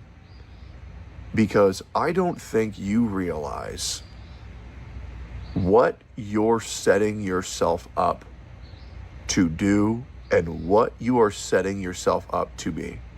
And I want to explain why that is. Now, Hassan was a guy I barely knew. First time I really met him was for Steak and Eggs. We did an episode where I was very excited to talk to him about anime. I was very, very, very excited. And it was a good time. We had a good conversation. It was enjoyable. I believe this was supposed to be Will Neff's... One reason I appreciated this video is because even though Tectone and Hassan appear to have beef with each other, to put it lightly, Tectone still says, you know, I worry about you, and we'll let it play out. But basically, hopes nothing happens to him, right? Is what I took from the video. And again, being able to disagree with somebody, maybe really disagree with them, but still you don't want bad things to happen to them. You're not going to call for bad things to happen to them. I think that's important. Episode on Steak and Eggs, but Hassan really wanted to do the podcast because Asmongold was there, so he kind of weaseled his way into doing an episode, but I don't regret doing that, and hopefully Hassan got his sexual gratification by being near his idol, Mr. Asmongold, which hearts in the chat for Asmon. Hope you're doing well. Hoping Asmon Pa has a speedy recovery, and we care about you, man. We love that you. was unfortunate. Yeah. somewhere along the lines of Hassan and I's history, there was this fat piece of shit lard woman called Froggen. She said America deserved 9/11, hope veterans get PTSD, and I call her a fat fuck. Something happens with Denims. Denims sucks her 100th dick for the day. That way she can stay relevant because Denims believes talent is sex. Well, you said it seems more like drama than anything, but it all connects. Because a lot of creators have been coming at Hassan in his sort of orbit because people feel as though he is platforming, essentially terrorism. Or playing in stochastic terrorism. This is, allegations. This is what other creators are bringing forward and saying, hey, this guy is bad for the platform and he is, inciting violence. This is what people are saying, right? It's gotten to the point where now Twitch, right, the CEO of Twitch, is supposed to go October 8th to talk to Congress about the radicalization of people on, online forums. Not just Twitch, but Reddit, Discord, and I think there was something else. So I think this is spilling out again, to sort of real life. Actually transmitted. I call her a whore. She calls me a rapist. Somewhere along the lines, I don't really know how this happens, Hassan starts pulling up congressional hearings about my dad. Man, we have yet to go down the Roblox thing, but I heard Roblox is a very scary place. That's what I've heard. And yeah, apparently my dad did some horrible shit back and Steam, you're right. And yeah, it's not good. To be honest, I'll be real, Hassan. You have made my father and I's relationship much different. We barely talk anymore. I've never had him on stream. And you know what? I'm okay with that. My dad did some fucked up shit. He did, absolutely. 100%. Now, he didn't rape anybody. I want to make that very clear. But you started calling me a rapist for what my father did, which is sexual harassment and assault back in 2008 or some shit. You start calling me a rapist, and that's not a very cool thing to do.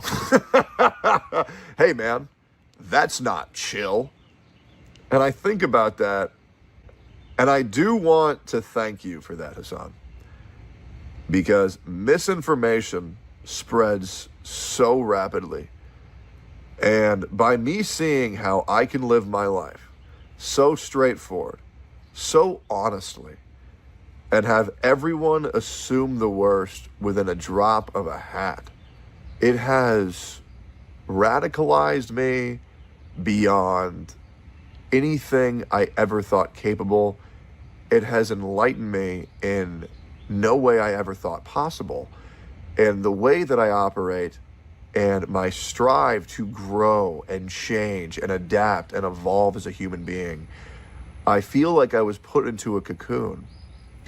And when I hatched from this cocoon, I became a white supremacist.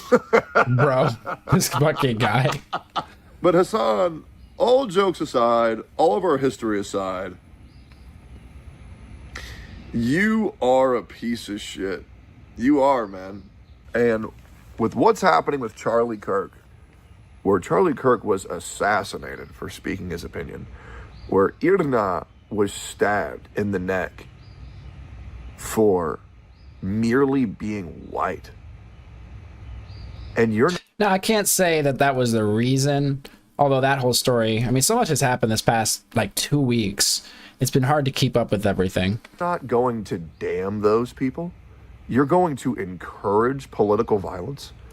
You are begging for your viewers to kill people in the street. You are telling people to kill a senator. And I want to make this very clear.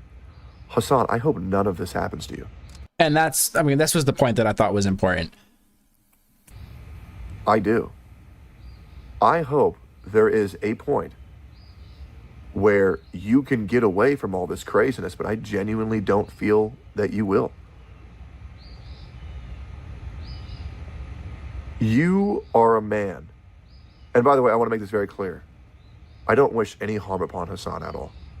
I don't. I want his existence to be his punishment. This is a man where, let's just be completely honest, he's not the most entertaining guy. He has about as much charisma as a paper fucking bag, And I'll be real, I know a lot of people want to say how hot Hassan is. He's all right. He's all right. Nothing crazy. He's no Jason Momoa. You know, we're kind of losing the plot here, but I mean, I think there was like, more. He ain't no Trainwreck. Trainwreck is a good-looking dude. I like him because he looks like a monkey. You know what I mean? Like, imagine fucking Trainwrecks. Like, it's like fucking a caveman. It's like going back like 3,000, 5,000. When the fuck did cavemen exist? 50,000 years? I don't know how long ago that was. I thought World War II was in the 1800s. Anyways, caveman times. Like going back as kind of primate. You know what I mean? Like, that shit's hot. I bet that shit's visceral. Problem is, Hassan looks like a pussy. You know what I mean? Like, any man who's got to worry that much about their looks, is like, I mean, like, come on. Okay, we're losing the plot here. But him saying, yo, he really dislikes Hassan. They have a lot of beef, but he doesn't wish harm upon Hassan. I think that's important. And I think if people on both sides, you know, wherever you fall, could have that approach of like, yo, really don't like you, but I don't want bad things to happen to you, right? I think that'd be a better place to be in. I think that's about as much as really I was trying to gather from this video. Come on, bro. You know his dick doesn't work. Right, you just know, like, with that much finasteride in his hair, with that much testosterone he has to pump in his body, okay, you know his penis doesn't work. I mean, the guy. Okay. I think we got the idea. I'm trying to leave it off on like a positive note here with Tectone. So let's just forget all that stuff he said right there. Again, doesn't want bad things happening to Hassan, right? I think that's important.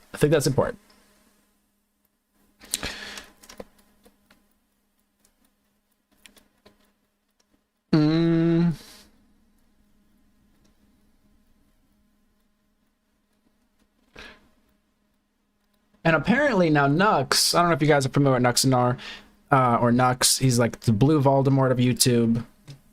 Him and Hassan, and well, they seem to have some beef with each other as well, right? Seems like a lot of people are beefing. He apparently, if I'm not mistaken, oh yeah, that's right, he said, "Dear Elon Musk," and he basically put a whole list of things that Hassan, he's accusing Hassan of doing, or bad things that he thinks Hassan has done, right? And Elon Musk, I think, liked the tweet, and basically it's getting a lot of motion out there, right? To the point where I think Nux had spoken in one of his videos, in one of these streams here, that he had sent, I think he had either added congressmen or just directly sent it to them, but clips and things of Hassan. So that's what's making me think that this is going to be brought up during the October 8th hearing. Some people are saying, oh, maybe Hassan will get banned. Some people are saying, oh, he won't get banned. But I do think it's going to make a lot of the large platforms think about how to move forward with, again, moderation on their platforms. And I think they're probably going to end up being more strict. Again, don't know what we're going to see at the hearing, if they're actually going to pull up clips from streamers and creators. But if they do, it's going to be interesting, to say the least. Somebody said that's Lord Nuxanor. Look, he's got a lot of names. Okay? You said censorship is guaranteed now. Yeah, and the more that creators push the envelope, the worse it's going to be. What was like the first major censorship or cancellation with YouTube or advertisers pulling their ads from sites like YouTube? I think it was PewDiePie, if I'm not mistaken. I can't really think of anything older than the PewDiePie bridge clip, where, you know, I mean, if you guys know, you know. But I think that caused an adpocalypse on YouTube. I think that was one of the first adpocalypses, if I'm not mistaken. There was that one, and then there was the Logan, was it Logan Paul in Japan? It was one of the Pauls in Japan. I think that was like another significant one, but I think the first came from the PewDiePie clip. It's an ancient history, truly.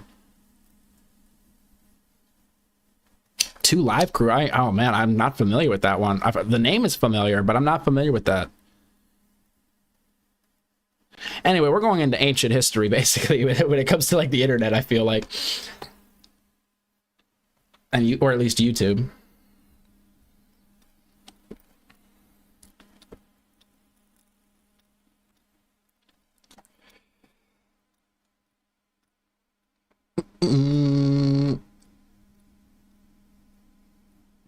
Two Live Crew. Are they banned currently?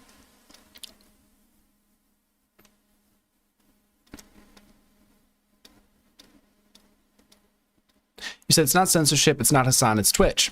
They don't enforce the rules. Hassan gets away with the rules. Twitch is laid down because they say his extreme left-wing views on everything. You know, because they like his extreme left-wing views on everything. We love you long time. Appreciate you, Gregory. Oh, the FC. Okay, they banned their songs in the 90s. She said Two Live Crew is old. Two Live Crew.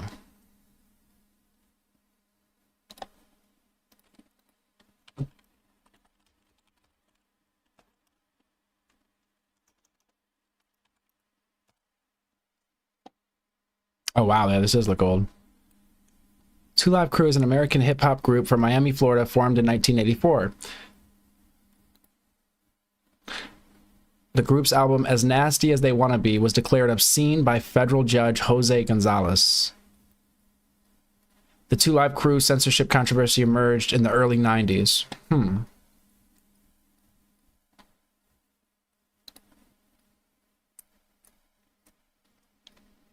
Okay, a rap group, yeah. It seems like it started in the 90s, though, but yeah, but the group was started in the 80s, but the controversy was in the 90s from my 2 seconds of Googlings.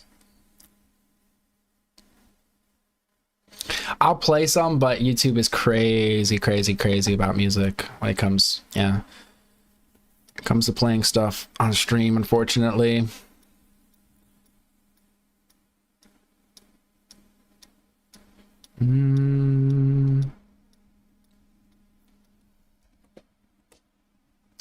I think this is the one. No, I don't think we're gonna do this whole video or anything because his videos are lengthy. They did some really raunchy songs. It was okay.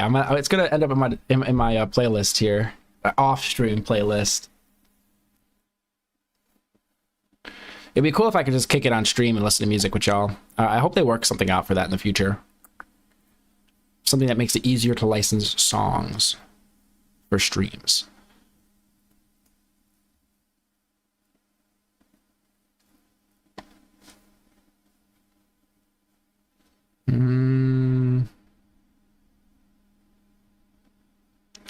Is to make dumb music with your for fun.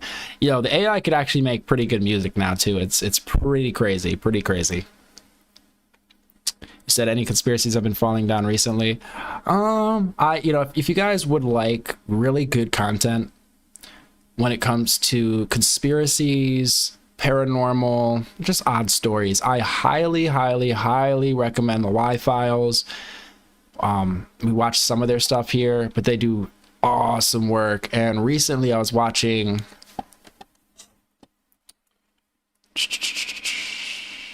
the one I recently fell down that was really interesting to me.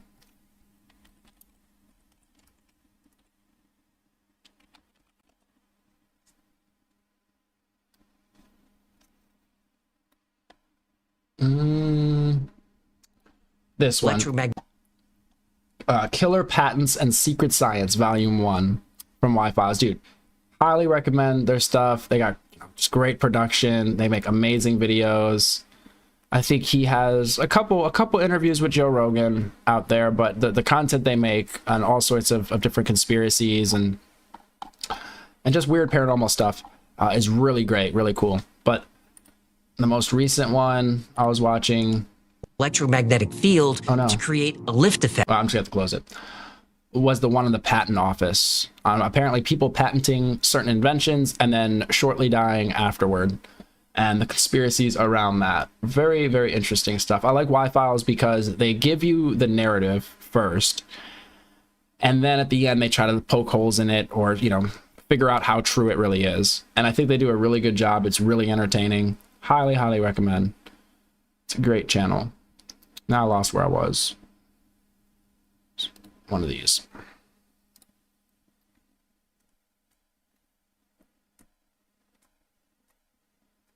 Oh, no. Yeah, I wouldn't say Y-Files does current events. No.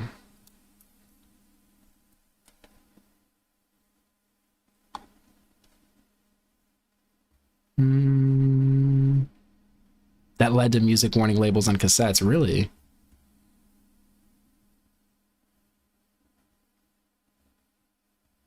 Wait, me so horny. Is that where that stuff came from? Hecklefish is awesome. Hecklefish has grown on me. He's definitely grown on me. But yeah, if you guys would like a break from politics, that channel's really good. That channel for that kind of content. And then if you're into the comedy sphere, The Elephant Graveyard is an amazing channel. Oh my gosh, works of art over there, the videos he produces. I don't know if it's a team or if it's one person, but The Elephant Graveyard, if you're into like the comedy scene, the mainstream comedy scene, Joe Rogan scene and stuff. I'm not really selling the channel very well, but I promise you will be entertained. Oh, Me So Horny's from a movie. Okay, what movie? Army movie, Full Metal Jacket, I think. I feel like I've seen Full Metal Jacket, but it's been a long time.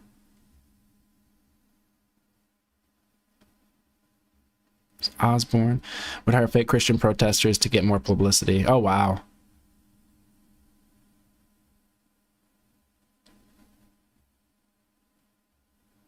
Yeah, Skyfires, it was weird. You said, what about the guy who claimed to be the shooter, asked people to shoot him, then it was revealed he wasn't the shooter, Patsy or schizophrenic reaction? I have no idea.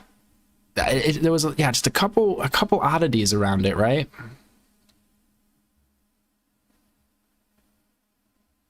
Nobody wanted an album without a warning label.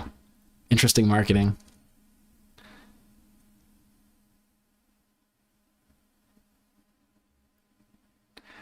Crystal, AI is going to steal everything, don't you know? Especially when it's, paired with robotics. It's over. It's over. But we circle back to the AI stuff.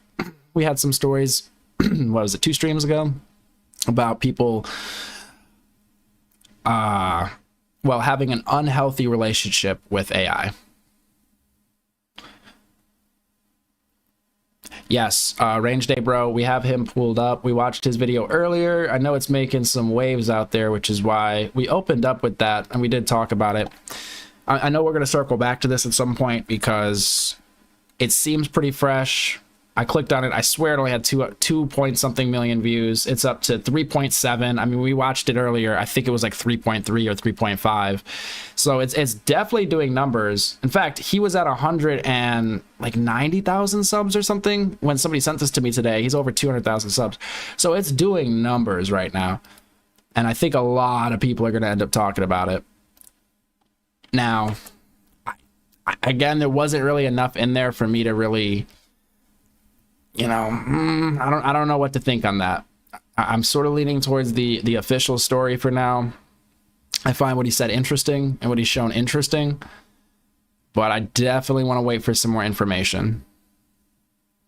No, we're not watching it again. We're not watching it again. I just saw somebody mention it, so I wanted to say we did talk about it earlier, and I imagine we will circle back to it at some point because I have a feeling it's going to make some waves over the next few days. And a lot of people are going to be reacting to it. And I'm curious to see how everybody does. Oh, where was I? I think I was right here.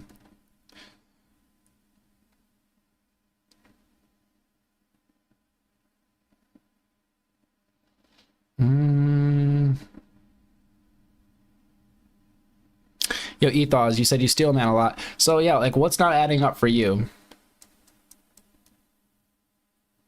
Bodyguards and hand signals. I saw that. I don't know if I saw hand signals. I do think sometimes people, are kind of reaching a little bit. But who knows? The text exchange we went through about an hour ago. It was a little odd, I have to say. Kind of just admitting to everything in text messages right after you do it is a little weird.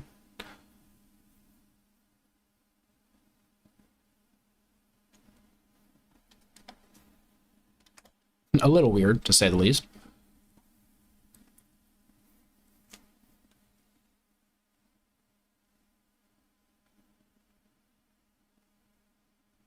Well, no, maybe they were doing hand signals, but I've seen some people say that the guards were in on it and they were signaling the shooter and things like that, which I don't necessarily buy. Maybe there's information out there that'll make me change my mind, but for right now, it's looking like the suspect that they have in custody.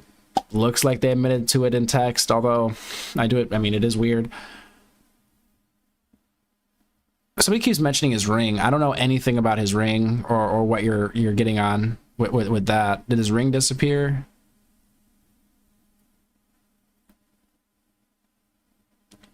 Who says vehicle but cops? I'm trying to think. Do I say vehicle when I'm texting?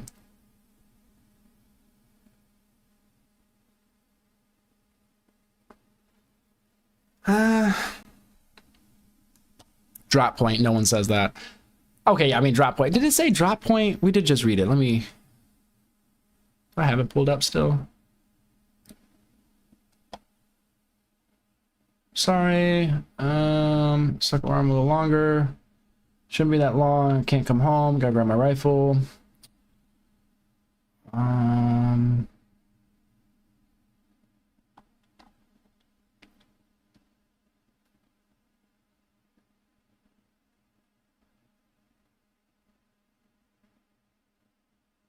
Close to the squad car, parked right by it. I think they already swept that spot.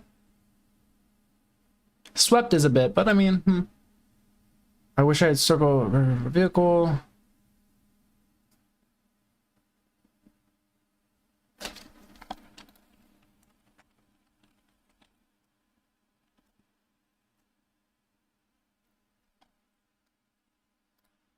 Oh, here we go. Drop point. I had planned to grab my rifle from my drop point shortly after, but most of that side of town got locked down. You're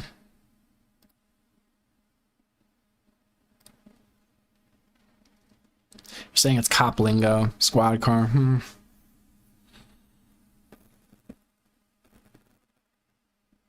Come off as a fake confession. Extraction zone.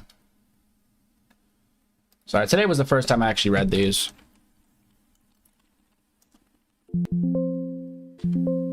No, extraction zone, sorry, is not coming up. Extract. Yeah, no.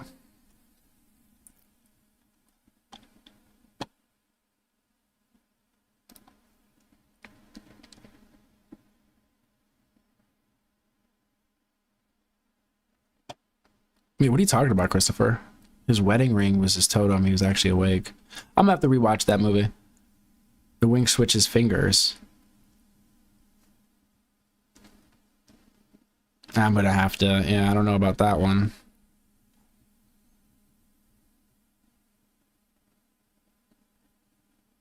Bush, I imagine you're just making stuff up. There's no way. That would be a crazy coincidence.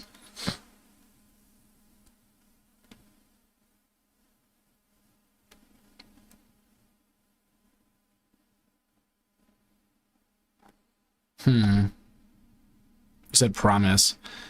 That would be just an odd coincidence. Yeah, crazy if true. Just like, weird. Just weird.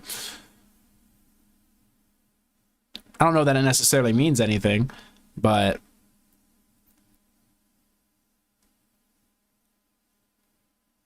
it's not the same age, but both October 14th.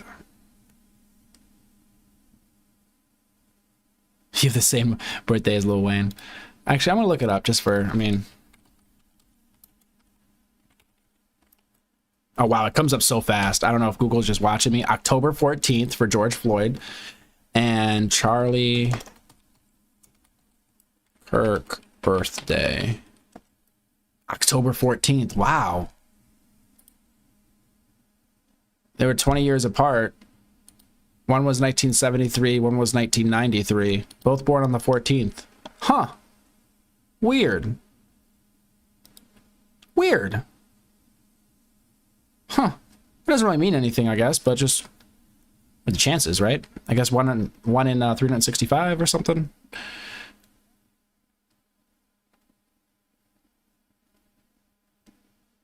No. I looked it up. No, it is a fact. Weird.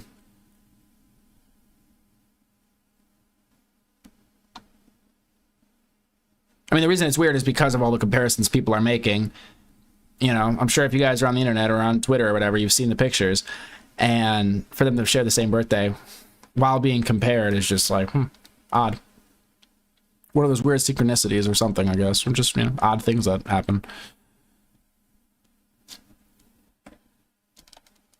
But anyway, sorry, back on the Nux.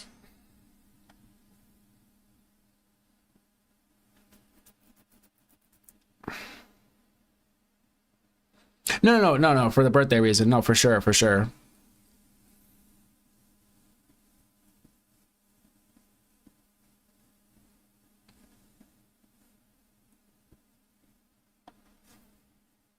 Hassan Piker's going to jail. This is a colossal W for me specifically. I've been praying for this day. Not because I want any harm on Hassan Piker.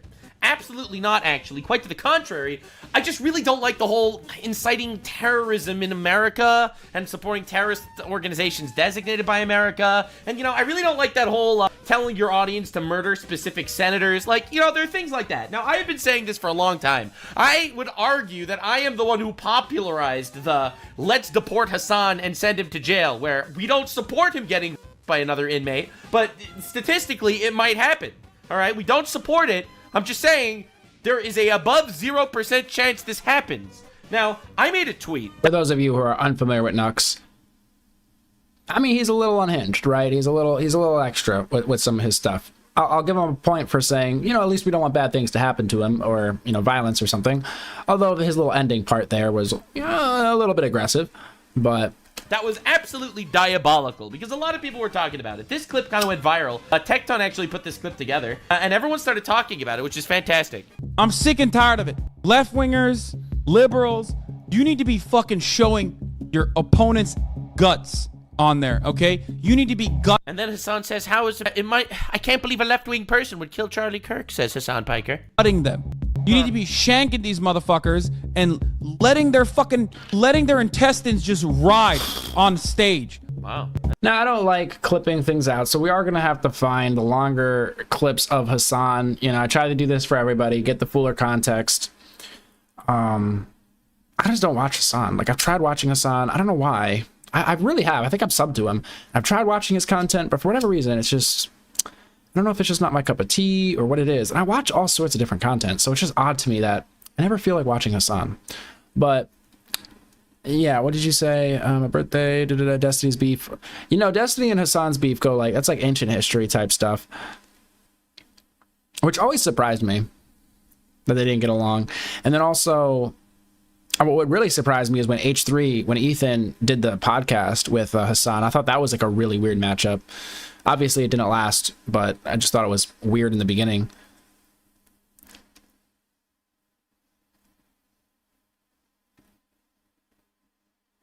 That's pretty fun. You said it's funny because all the context almost makes it worse. Yeah, but I need to be fair. I need to be fair. Although I've seen a lot of clips and I've seen a lot of things in Hassan, and at least from what I've seen, I don't agree with, or that I do think is a bit over the top and possibly insightful. You know, I think playing things out in full context is important as well. Violent. That's pretty violent. Slice him up. Oh shit. Slice him and fucking dice him. Oh. God, I need somebody that that knows Hassan's content so I can find these clips easier. Oh my gosh. We did this for Charlie Kirk last week. We went through a lot of the longer videos. He doesn't put the... Oh yeah, because it was put together by Tecton.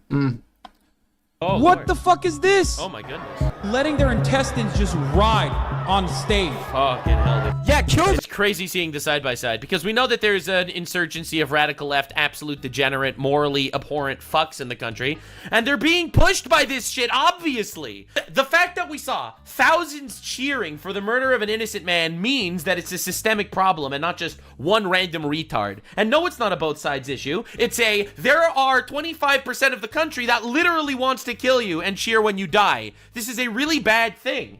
I would like to think it's less than 25%. 25% seems a bit high. I'm hoping it's sub 10%. This is the largest streamer on Twitch. I'm very excited for today's video. Can't you tell? I fucking hate this guy. Of course, I hate no one, but if I would hate someone, it would be this guy. Largely because he slandered me and called me a pedophile with no evidence. Obviously, they have history, so, you know, take what he says with a grain of salt, right? That's one of the reasons. Called me a pedophile in front of literally tens of thousands of live viewers. Fucking insane shit that he gets away with that, by the way. Just that alone. Forget the whole terrorism angle. But no, absolutely. Literally, this is insane. Kill those motherfuckers in a video game. Sorry. Holy shit. Murder those motherfuckers in the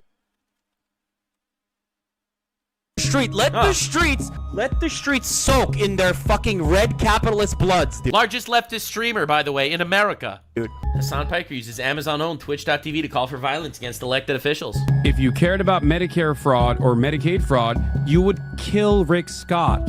United States Senator Rick Scott. I'm assuming if I said that online, bro, I'd be getting a knock on my door. That's just, man. I'm assuming the FBI is at your door after that. He's telling his audience to kill him. Kill Rick Scott. I'm gonna kill. Right? If I was a VTuber, right? If only. Hey, if any of you guys know how to do the VTubing rigging and stuff, I would actually be interested. Kill you with my AR-15.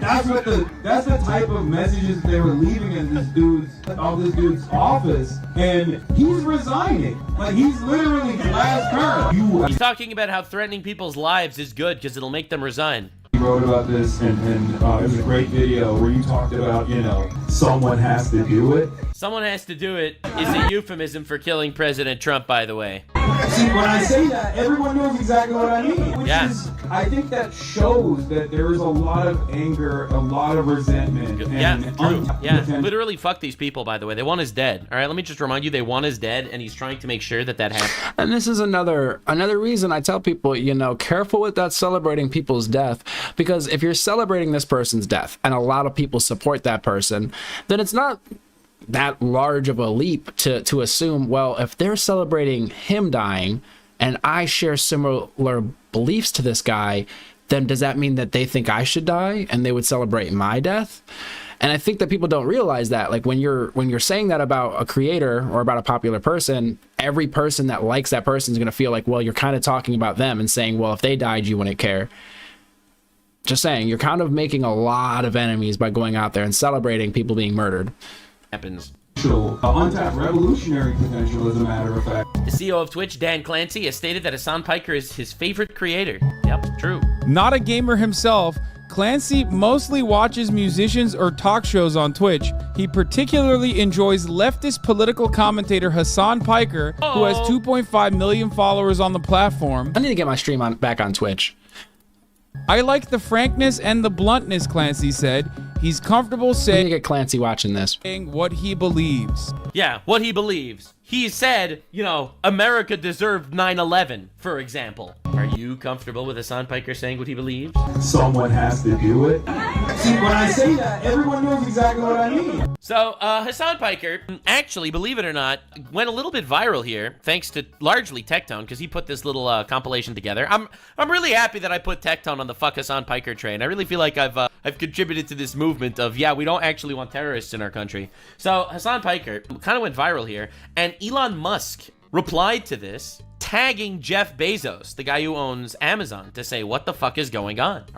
Do we have terrorists on your website? So I made this is why I think it's bigger than just drama content on like Twitch or YouTube. It feels as though it's bleeding into real life. Tweet after I saw that Elon Musk was a little bit onto this. I made a tweet saying, hello, Mr. Elon Musk, sir. Yeah, I hear you, Skyfire. We're going to have to jump on Hassan's stream, or not his stream, but his channel, source these clips, and hear them in the fuller context. Look, taken as they are, they do sound over the top. I mean, I have yet to see any videos of Charlie Kirk speaking hyperbolically in that way, right?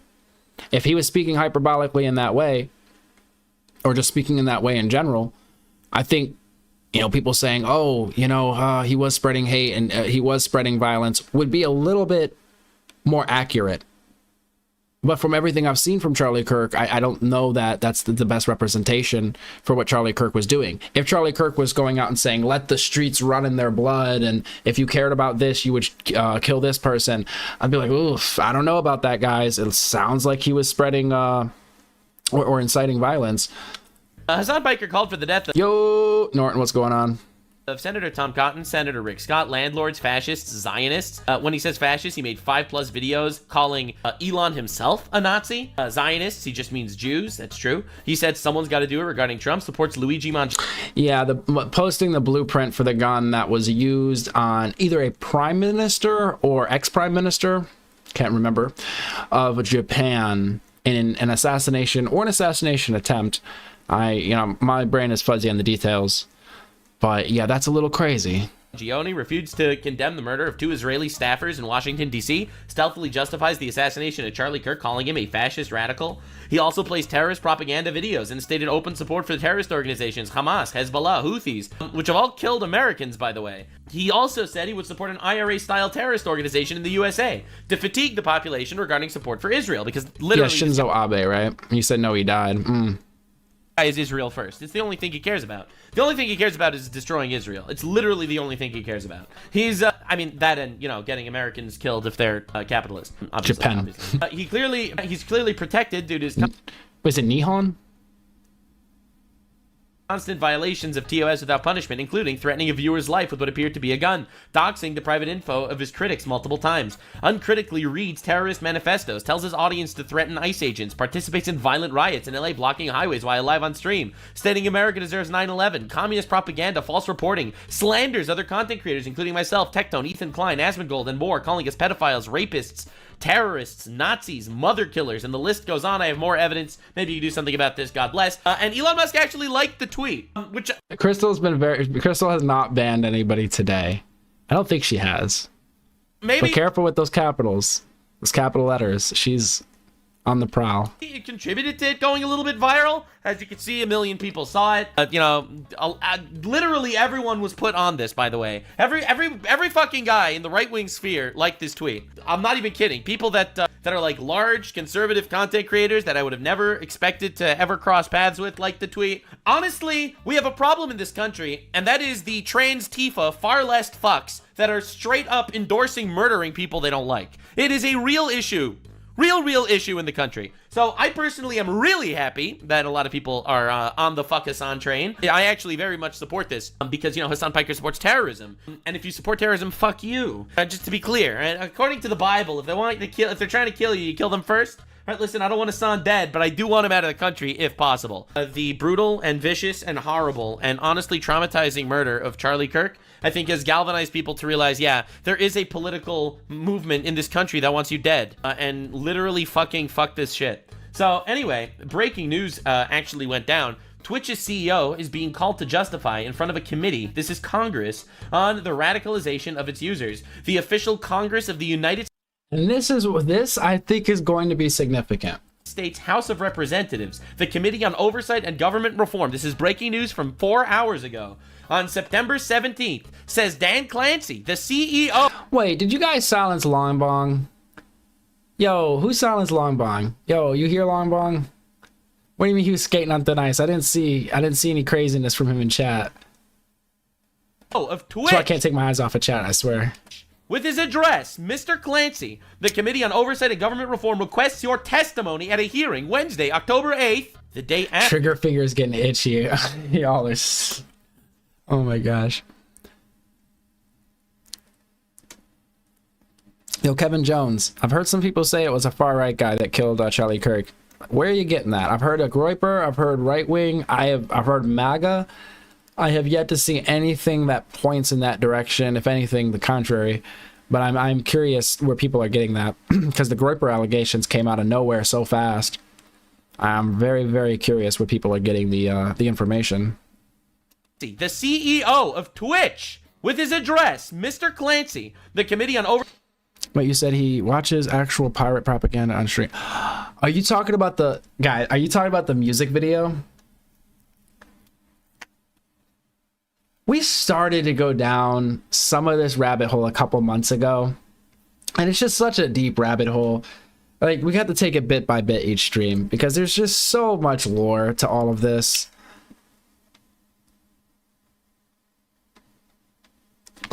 It's like I kind of feel like I'm on the internet too much when I start to fall into these weeds and rabbit holes. Yes, exactly. Oh yeah, maybe we'll do the we might do that clip as well. But again, I need to go to his channel and do, I guess, justice and everything, and make sure that I'm pulling the context and everything. Although that one was crazy. I think H3 did that, right? Actually, yeah, we got to watch some H3 content as well. And then we could look at some Hassan's responses. Yeah, the music video one was... I don't know who the guy was, because he started playing the video and he said, oh, this is like a music video you could check out while I use the bathroom or whatever he was doing. And his friend or whatever who was sitting there watching the video just was like, what is this? What am I watching? Yeah, no, H3, they are... I feel like there's an online war being waged right now. I feel like Ethan has gone after the allies of Hassan, the Orbiters, being what, Denims, Frogan, and Caseytron. And then you got Nux and More Pegasus, among other creators, but Nux and More Pegasus, Tectone, Asmongold. I feel like Asmongold's like a Switzerland or something. Although I feel like he's started to kind of turn one way, but either way, you have like Nux and More Pegasus going straight at Hassan. That's what it seems like. It seems like this multifaceted takedown of a political movement, we'll call it, if we were to dramatize it, right? Oversight and Government Reform requests your testimony at a hearing Wednesday, October 8th, the day after the October... Has Asmongold gone hard, right? See, so for some of these creators, I'm kind of new. I'm kind of new to their content in the last maybe year or so, right? I've listened to some Asmon stuff, and he doesn't seem to me to really be far right or left or anything. He kind of seems to be sort of center, maybe center right. You know, I need to watch more of his content. You know, you only get so much, obviously, from somebody through a screen, but for what he's putting out, that's what I've gathered so far.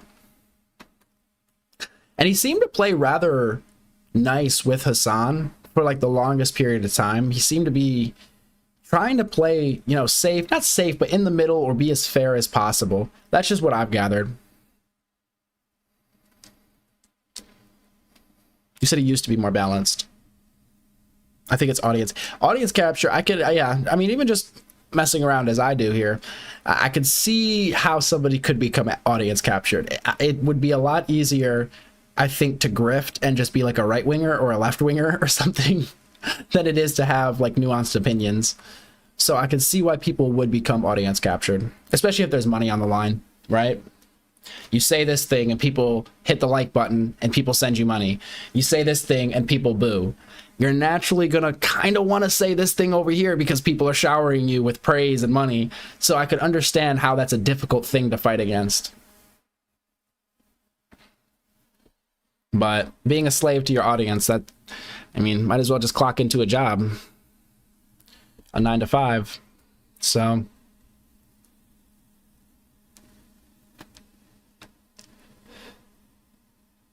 he believes in UBI, universal healthcare, etc.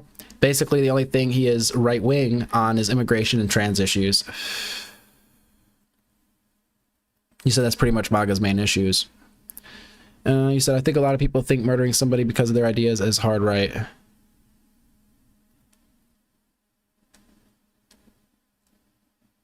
Yeah, it was probably, I know, Norton, you're using voice to text, so I think I understood what you were getting at.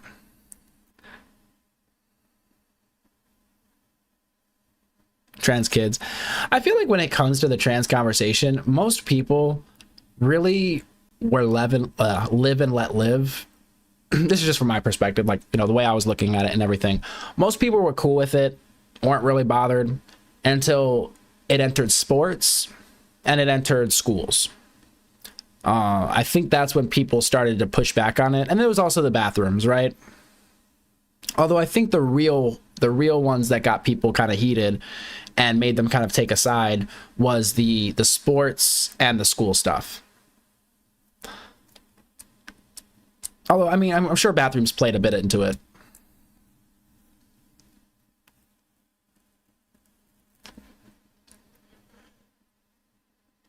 You said you love the country and common sense is considered right these days.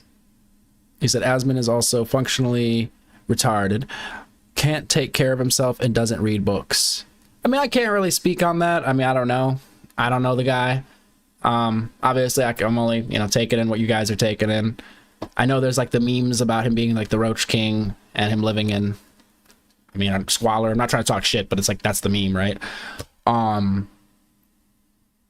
I mean, he seems to be taking care of himself, I think. I mean, I don't know. It's just like, it's a weird thing to try to like look in and like psychoanalyze and stuff. I mean, with just like these little grains of information. Like, I just, I can only really speak on his like ideas, right? If he says something, I can speak on what he says. I can't really sit here and psychoanalyze and be like, he's actually a depressed person living in squalor. And I just, it's really kind of, yeah.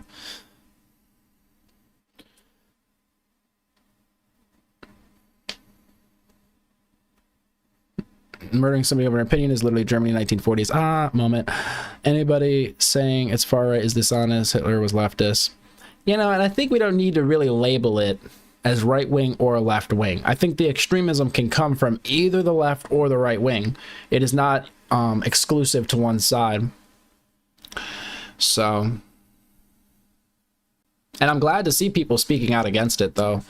And I'm glad we didn't see, like, a lot of the conservative creators, to their credit, seem to be trying to turn down the temperature and tell people, like, we're not, you know, going to commit violence. It seemed like, from what I was seeing, a lot of people were on that side, which I do appreciate. Yeah, exactly. I like that. Left wing or right wing propaganda stays propaganda. Exactly. It really doesn't matter. Propaganda is propaganda. And I do believe there are people on both sides trying to propagandize, because it's power, it's money, you know, right? It's votes, it's influence, it's control. Yeah, I know. That was terrible. Boosh. He's been ignoring himself to take care of his dad for years now. If you watch him at all, you will see he's been cleaning up his home. Not retarded, holy. Yeah. No, it really sad news coming out of you know, Asmongold and everything. My condolences to him. Very tough stuff. And that could definitely wear on you, and yeah, I can only imagine, right? I mean, yeah.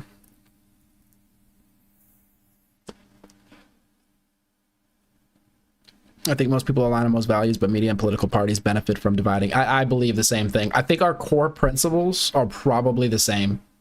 We disagree on how to get to those places. And again, when you mix other, you know, theology and, you know, a couple other ingredients in there, it gets a little bit more complicated. But I think most people just want to live, you know, a happy life, want people to have freedom. They want to have freedom. They want their kids to have freedom. They want their neighbors to have freedom. They want everybody to get along. There to be no violence, everybody to have food, everybody to have a place. Like, ideally, in an ideal society, right? I think we all kind of want similar things. Not to say there aren't crazy people that are like, well, no, women should be subservient and have no rights, and well, black people shouldn't have rights, or these people should be slaves, or these people shouldn't exist. Those people exist. I like to think that those people are a minority, a very small minority. I hope. I think the only measure you need to look at is how each side responds to a tragedy. Yeah, I mean, it really didn't look good. It didn't look good. And I think that people that are more progressive or left-leaning, something they could benefit from optically is just distancing themselves from the people celebrating. And I think saying, hey guys, that's wrong. I think that would be strategically, like, optically good for them. Asmon Dad would be sorely missed, and funnily enough, Asmon Dad was a regular viewer and debater of Hassan in history. No way. He was a regular viewer and debater in Hassan's chat. That's amazing. He seemed like a nice guy. I only caught, you know, some of the clips of him calling in and whatnot. Again, you know, haven't watched Asmongold for very, very long, not like years or anything, or super extensively. But it seemed like a nice guy. Seemed like a good relationship. It's, you know, sad. It always is sad, right? I think the people aren't rioting over Charlie versus Floyd is totally different situations. You're talking about lifetimes of oppression against people. Yeah, I don't think it's probably not the greatest comparison.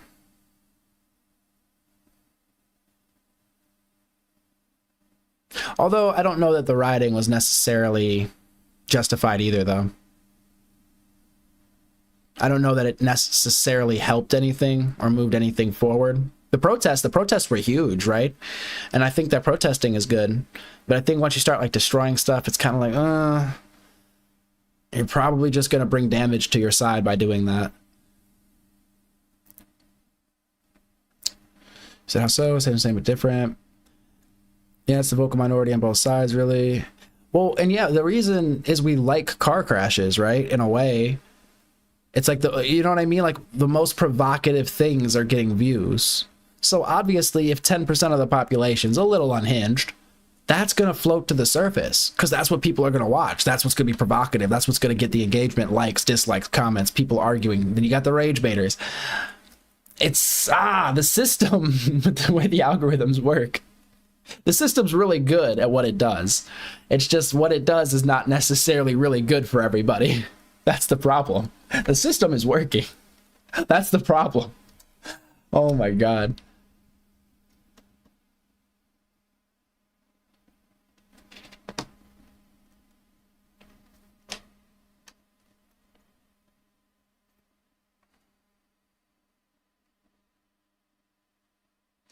Norton is asking him to elaborate on the differences. They are, I think most young people know that race is a social construct, says Palava. Christopher says dissent is actually the opposite of love of country. Yeah, and I would hope that most younger people do think it's a societal construct, right? I said bullcrap Chris. How many years of oppression did the Jews suffer under the Egyptians? Okay, you guys are going way back. You said I didn't count. I'm not that old. Oh, Lord. It's not the greatest comparison, but let's drop this generational oppression crap. It's a full non-starter for most. Agree dissent Constitution. Writing Harvard is not. I've seen the systemic racism. I personally blame Israel. I watch black jurors get dismissed anytime the police are involved and will testify. So this is sounding anecdotal, and it's possible, It's not entirely a construct. There are some medical issues. No, sure, they do affect black people and then whites or Asians more than others. Sure. But I don't think that makes us so different, right? There are some people that are more susceptible to certain conditions or what have you due to their genes. Yes. Some people are more susceptible to alcohol. It affects them more than others. Does that mean that they're a lesser person or a better person? I don't necessarily think so, right? Some people are born with 11 fingers. Some people are born with 9 fingers. I don't think it makes them more or lesser of a person, when it comes to like personhood and rights.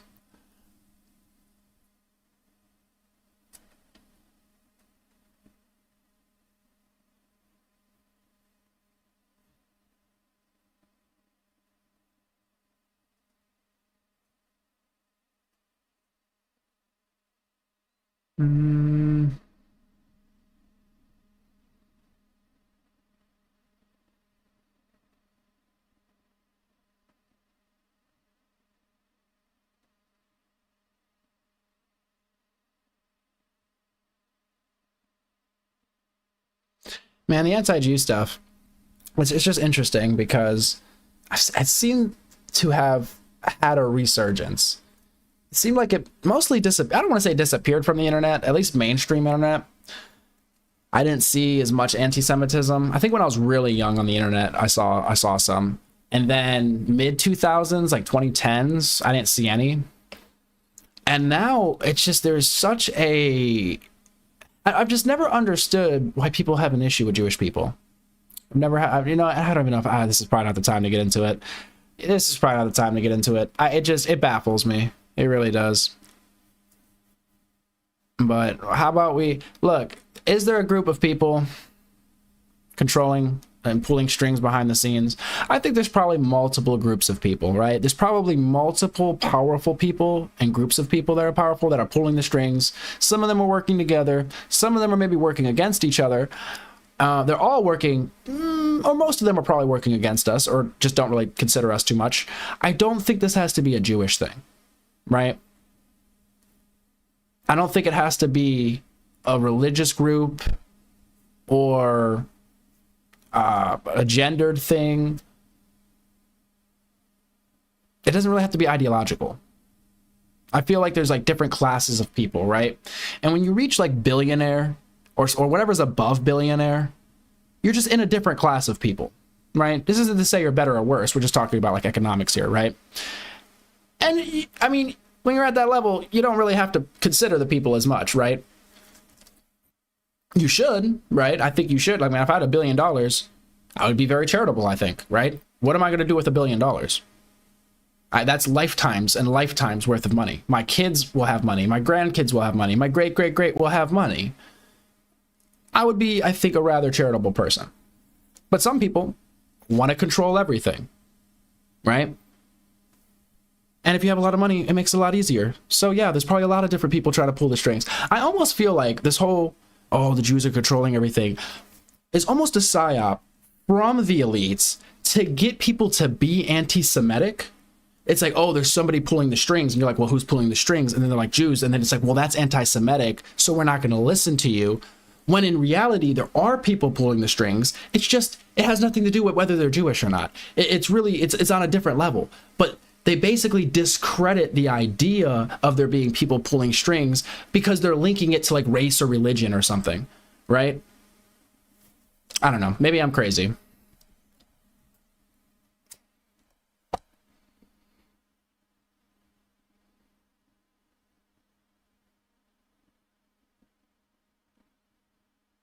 Well, anyway, again, probably not going to fall down that whole rabbit hole. I don't think you need it to connect to those groups in order for it to be true. In order for there to be elites, I like to just call them the elites, right? It's sort of like the power scaling in One Piece. You had the warlords, right? You had the admirals, you had the shit. Oh my gosh, I was just watching this. The emperors, right? You got the elders. It's a power scaling thing. And the elites are just this group that's way up there. We might not even know their names, right?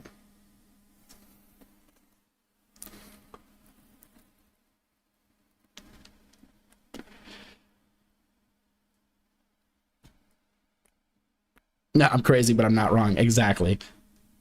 Even a broken clock, guys. Twice a day. Twice a day. And when you're orbiting a black hole, time moves weird. So sometimes it's more than twice a day. EVE, back with the laundry. I love it. What's going on? What's going on? Yo, y'all are wild.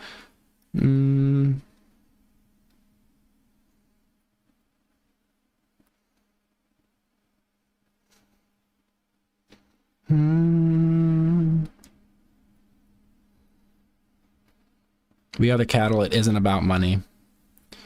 You know, if you guys want one of my conspiracies, right? This is like one of my far out.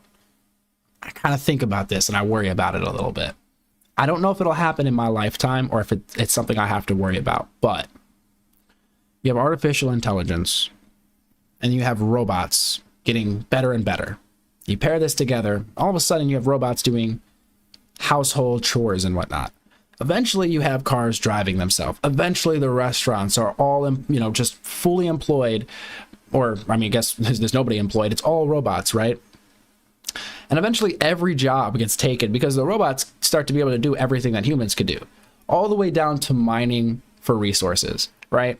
And once you have a workforce that you don't necessarily have to pay, that'll just work, not necessarily complain, not necessarily need rest, rights, just all of these things that just make business complicated, right? Once you have all that out the way, you don't really need people anymore, right? See, right now, the powers that be, the elites, they need us. Why do they need us? Well, they need somebody to mine yours. They need somebody to serve them at the restaurant. They need somebody to drive their car. They need somebody to build the roads, right? But once you have all of that taken care of, well, now you just have a bunch of people. right, that aren't working. And people are like, well, we're going to have UBI.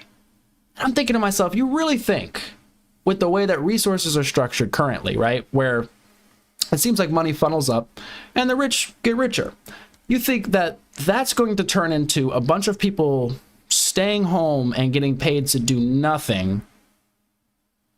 Why wouldn't they just get rid of the people, keep all of the resources to themselves, and live in luxury? Keep a few people around, of course, for novelty, right?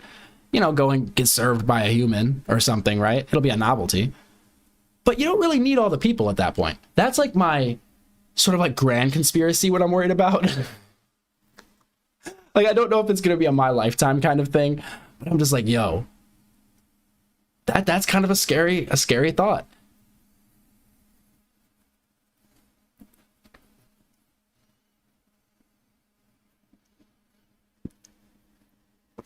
You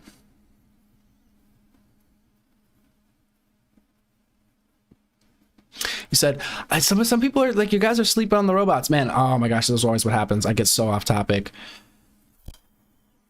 But I'm about to pull up some robot videos because maybe I'm just being an alarmist. Okay, maybe I'm getting caught by the propaganda. Maybe we're not at the precipice of the singularity. All right, but I think we are. You know, what surprises me, I guess I'm still somewhat young. I feel like I'm getting old. But in my lifetime, cell phones were not like a normal thing, right? And they were flip phones. I know some of you have heard this before. I don't mean to say the same shit. But then it got to slide phones and it got to smartphones. By the time I was a teen, we had smartphones. And now everybody has smartphones. And I feel like the robot stuff is going to be that fast. Like, it's going to be like a decade. And it's going to be, okay, it was a novelty, to now everybody has it.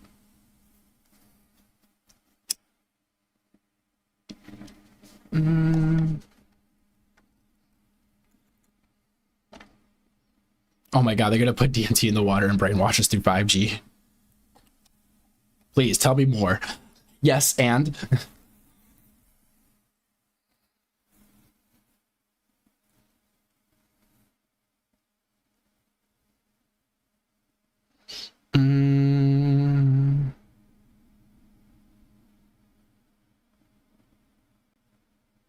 You said companies need consumers, but no, because you're thinking too small when you say that. They're like, there has to be profit. If you own everything and you have things that will perform all of the work for you, you don't even need money anymore, right?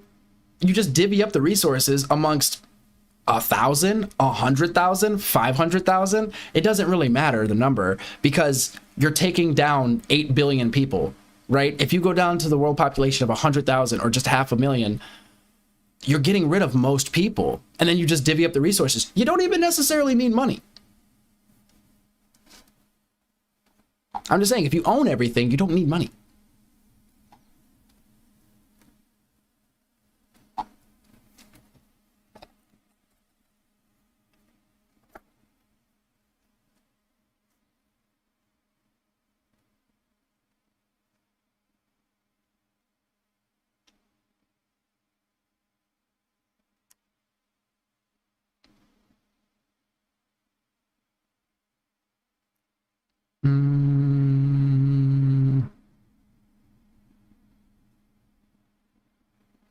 Ethos, we're probably going to circle into that here at some point because that's already been happening.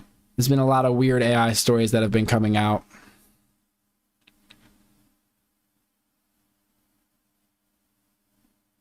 As soon as AI could create factories at the touch of a button, capitalism is obsolete.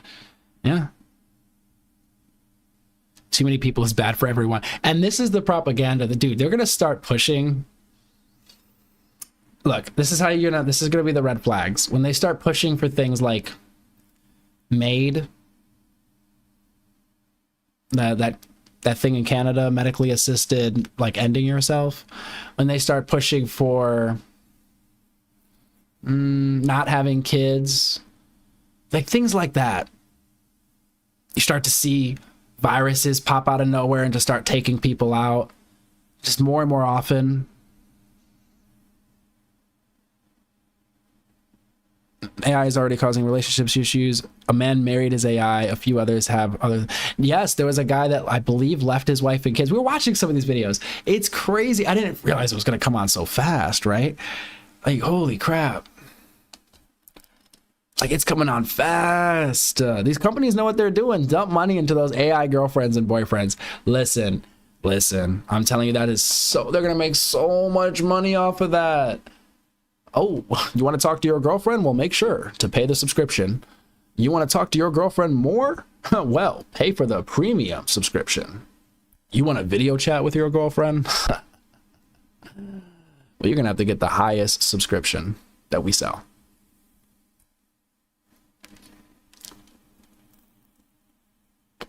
Ooh, your girlfriend has run out of memory. Purchase more memory.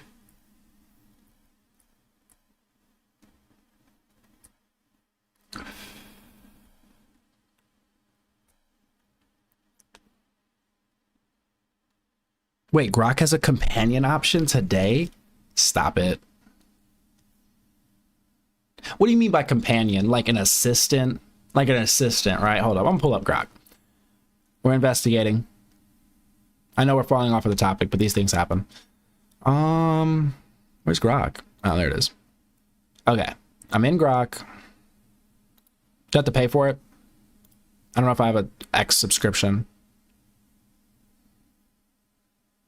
Explore.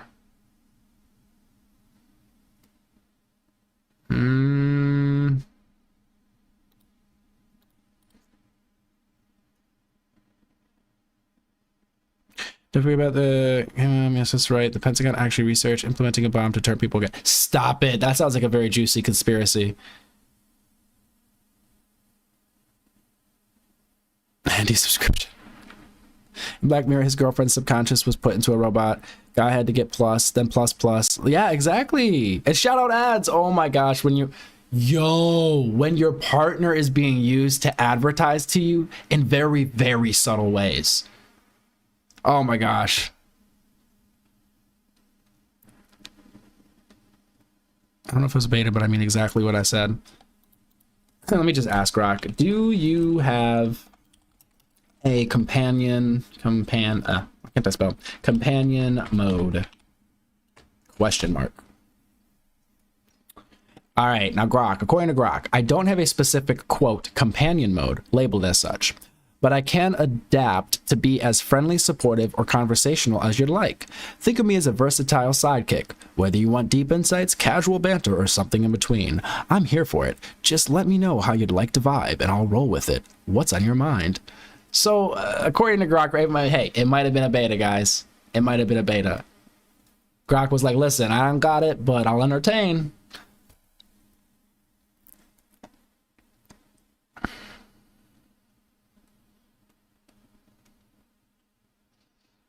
Listen, we were already talking about this the other night. Listen, the AI will eventually be able to get pregnant. Okay? They're going to have AI contraception.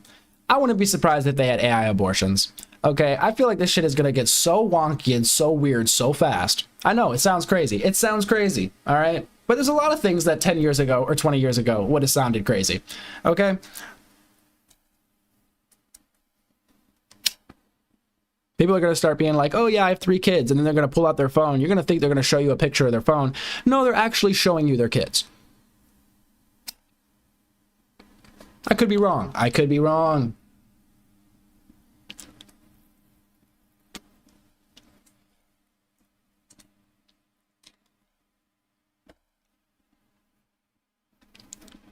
When the rich as fuck people get spaceships and start leaving Earth, you know we are fucked. Yeah.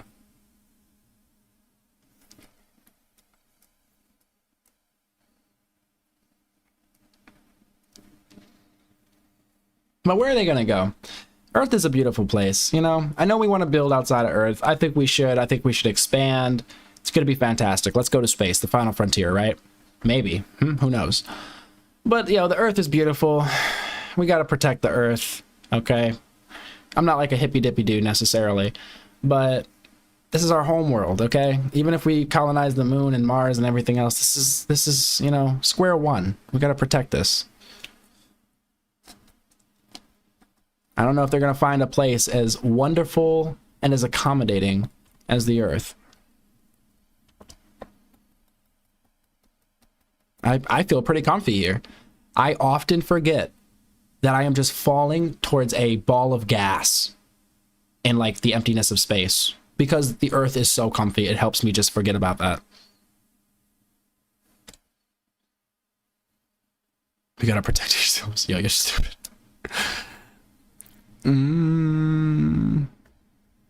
Yo, brakes on the car. I've heard that in some new cars, the heated seat function, it's built into the car, but you need a subscription to unlock and use it. I'm not sure if this is true.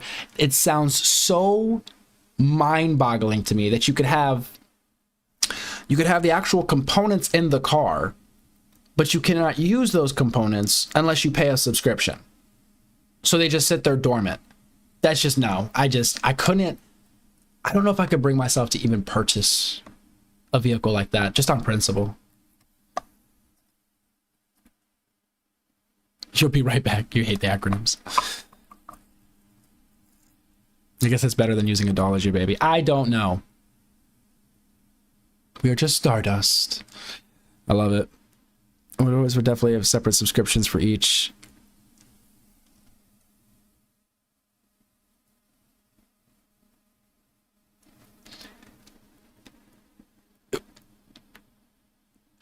No. Stop.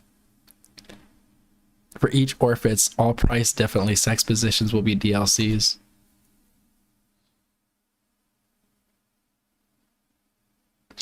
There's going to be season passes.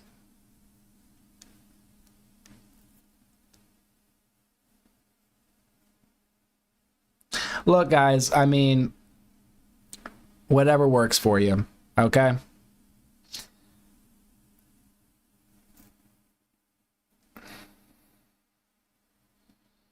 Your body starts to freak out when it can't feel the Earth's vibrations. Is that what you mean? Astronaut problems?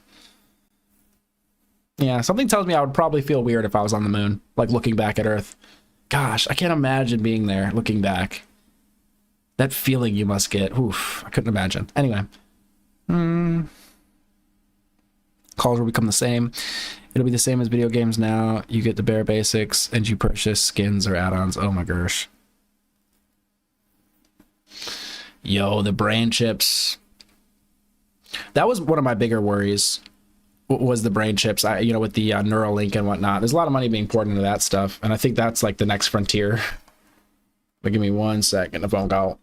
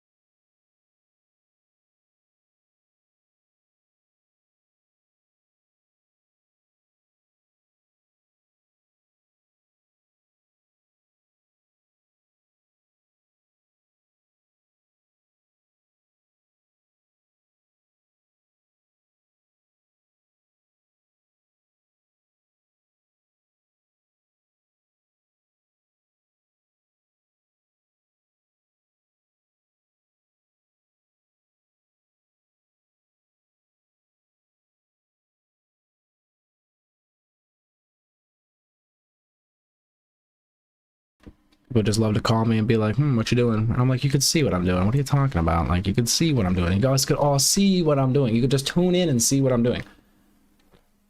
Anyway, sorry. I know I lost some of y'all.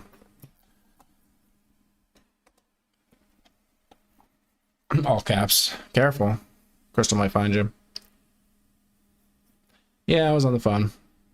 People calling, checking in on me, asking silly questions.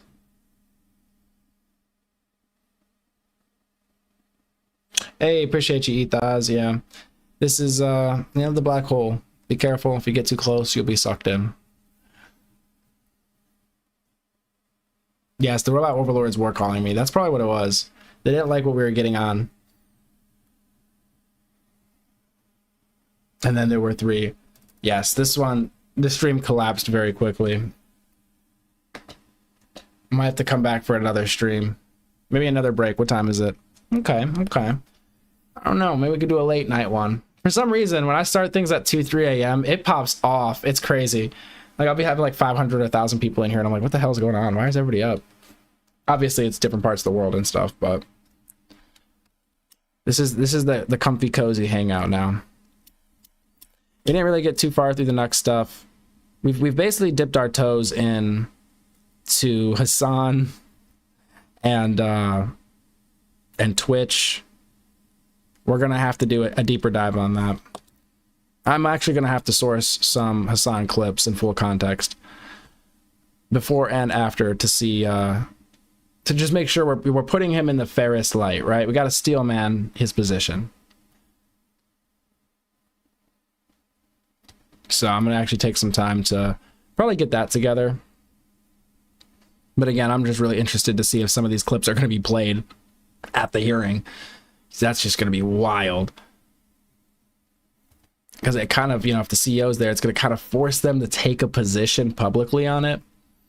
So, yeah. Norton will link to Nogo. I got a new phone and it doesn't have my Discord password and log in. No! And I'm way too damn drunk to try to look it up. It's great chatting with everybody. All right, Norton, you out? Oh, do you need the link for Discord? Because my link in the description isn't working. Bam, there you go. If you need it.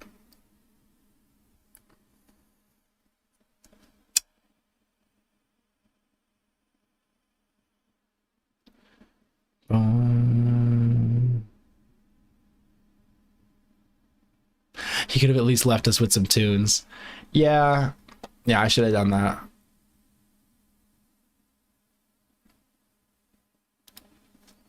At the very least.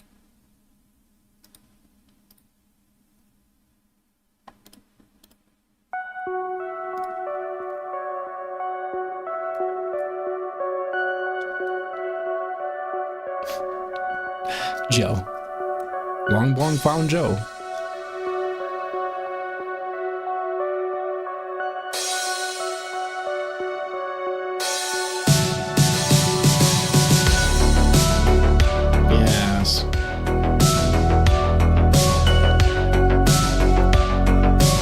To catch up with Blue Voldemort later. He who shall not be named.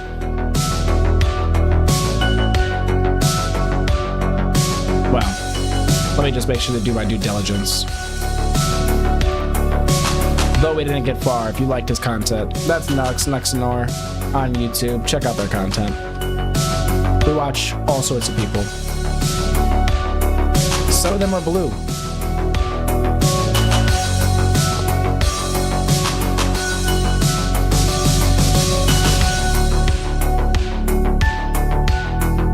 Wait, really? Oh my gosh, I thought I fixed this. So I have to go into my settings and fix.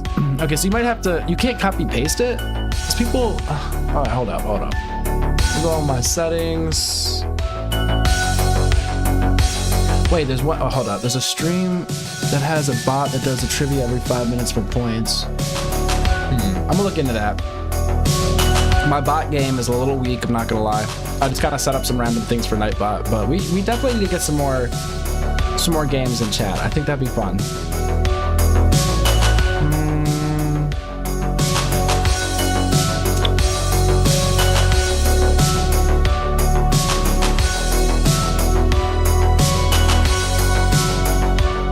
I'm looking for...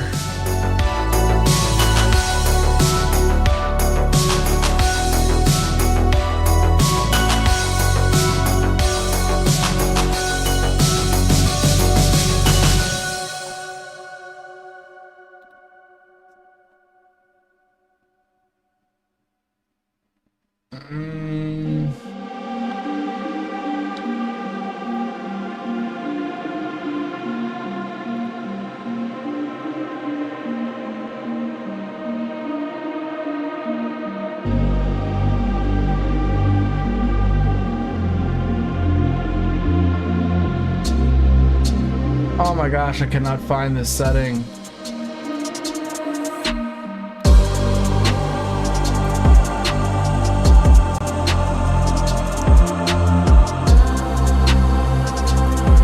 You said you have to, huh?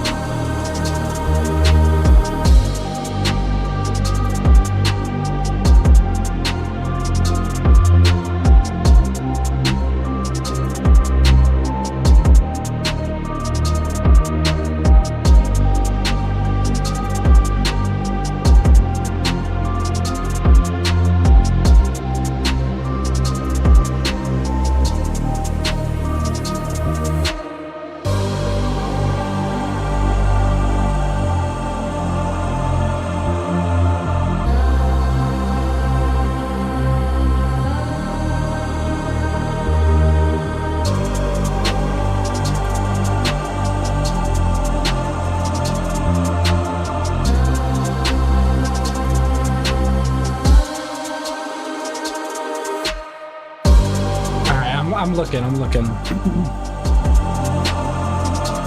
The honeycomb hideout. Alright.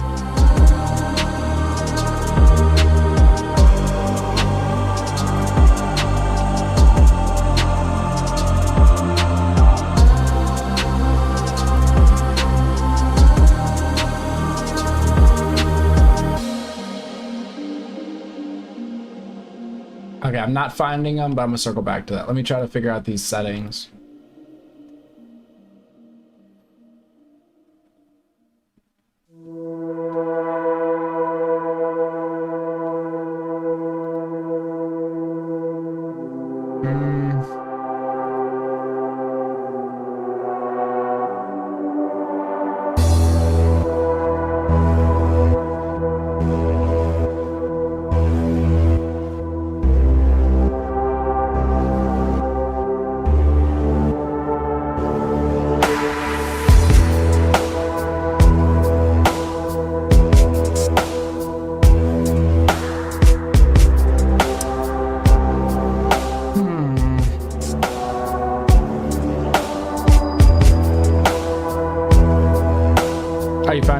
Very good, very good.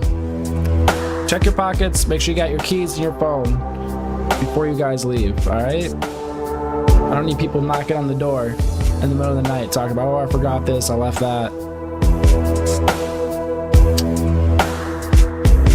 My headphones might be on, I might be asleep. You might be shit out of luck. Alright, how to allow links YouTube chat.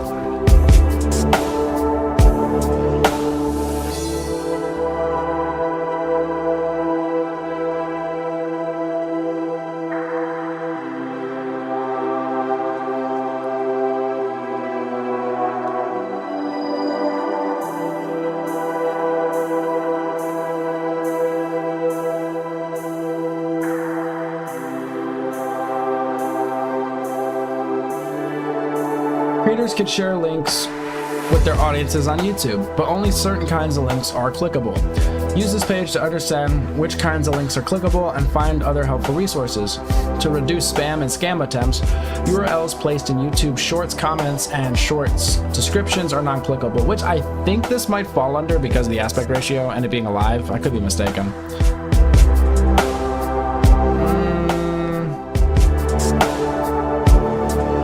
Oh, here we go. URLs placed in YouTube live chat and channel descriptions when viewed in the mobile app are non-clickable. So I might not be able to change this setting.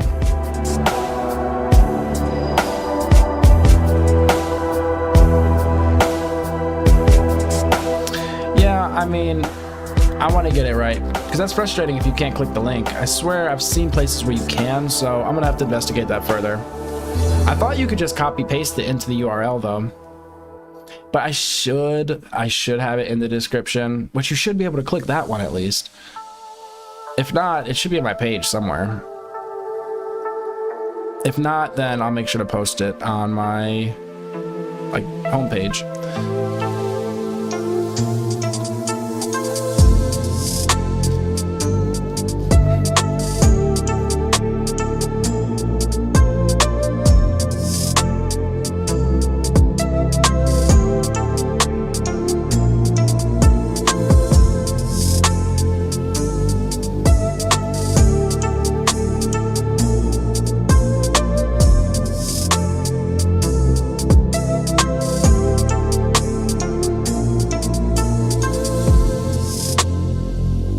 Ask the they, I'm not familiar.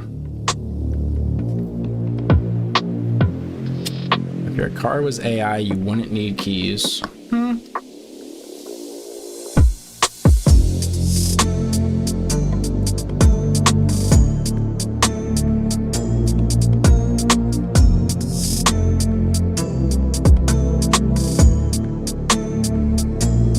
Wrath, welcome. We might dive back into this topic of moderation, radicalization on the large platforms, streaming platforms and whatnot. Although, later on I did want to get into conspiracy, paranormal, weird stuff, right? And kind of just chill out, listen to music, maybe play a game. Calm down a bit with the politics. We'll see.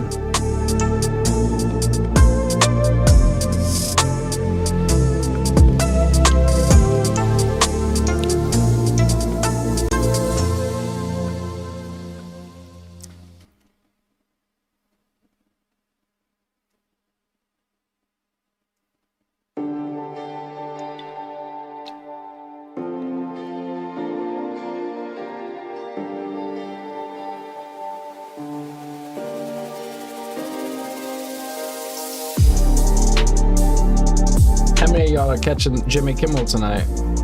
He's apparently back on the air, I think tonight.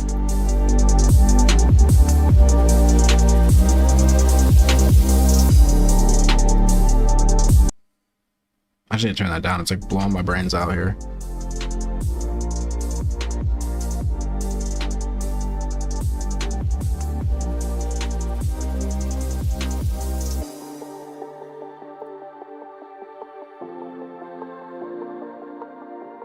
You said 30 to 40% of stations aren't broadcasting it.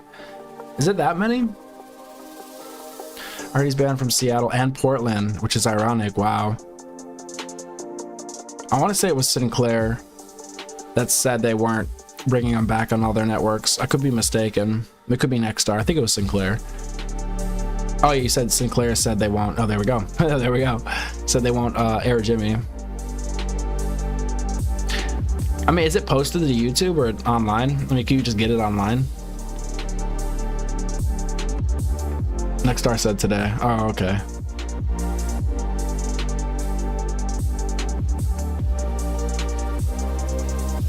Hey, what's going on? What's going on, Wrath? He won't be airing about a third of where he was before.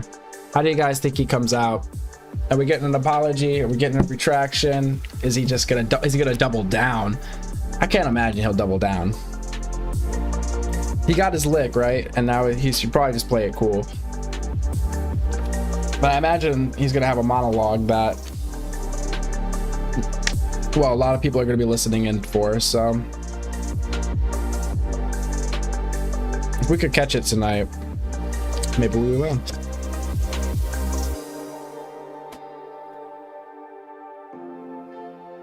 This is why people are constantly updating. What do you mean?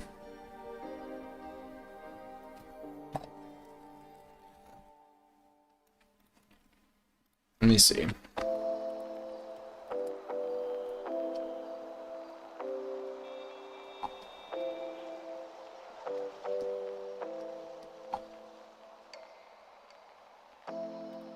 Well, Jimmy Kimmel is returning to late night television, but not everyone will be able to watch him. In total, 71 ABC affiliated stations across the country say they won't carry the show, and that includes 38 Sinclair owned affiliates and 33 Nexstar owned affiliates. The move means large portions of Kimmel's audience will be cut off just as he comes back on the air. Gwen Baumgartner has the story.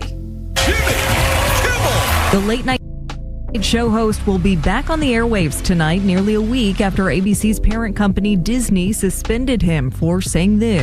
We hit some new lows over the weekend with the MAGA gang desperately trying to characterize this kid who murdered Charlie Kirk as anything other than one of them and doing everything they can to score political points from it. Disney characterized the comments yesterday as ill-timed and insensitive.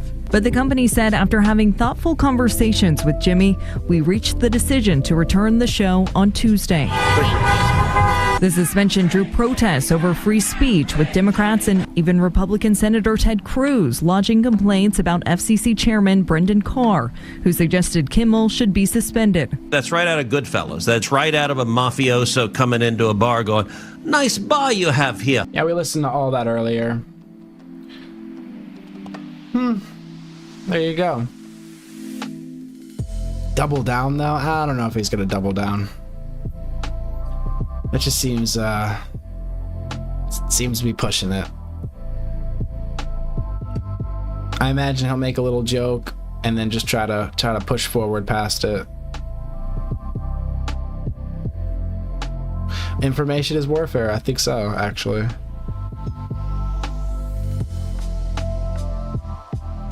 Load the meme cannons. Oh, Lord.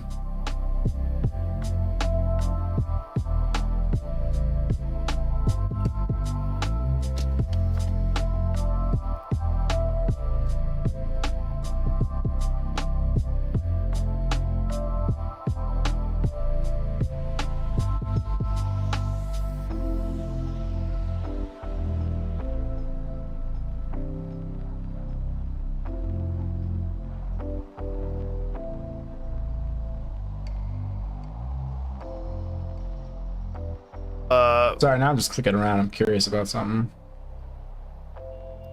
Kimmel has this sort of go fuck yourself style. Look, it's kind of ironically, he celebrated in his monologue when Tucker Carlson got fired. It's kind of a problem. Yeah. And it's also kind of a problem that he, in his monologue, talked about how it was the right thing to fire Roseanne. Yeah, I remember that. A little bit of a problem. Yeah. A little bit of a problem.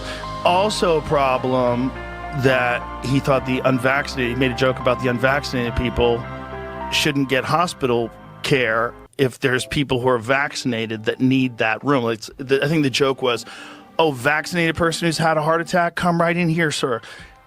Unvaxxed person who gobbled horse goo, rest in peace, Wheezy. Like, that was the joke.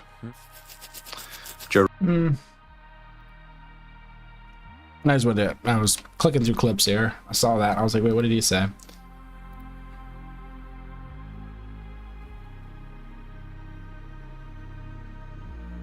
Fifth generation information warfare.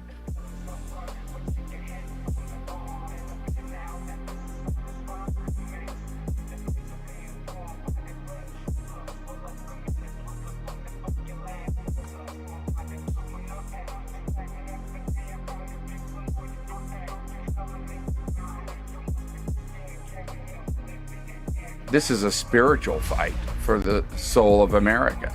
Dancing on Charlie's grave. I wouldn't even call these guys leftist or Democrats. I'd call them ghouls. You called me, I think, a devil and one of the worst people in America. He is not committing a genocide in Gaza. I think that's disingenuous. What they should do is embrace a two-state solution. Ultimately, they should stop occupying a people as they've been done doing it 5 times, years. and the Arabs rejected they haven't. This okay now. 5 times. Yeah, sorry. I just clicked on one of the latest Piers Morgan videos there. I was just curious.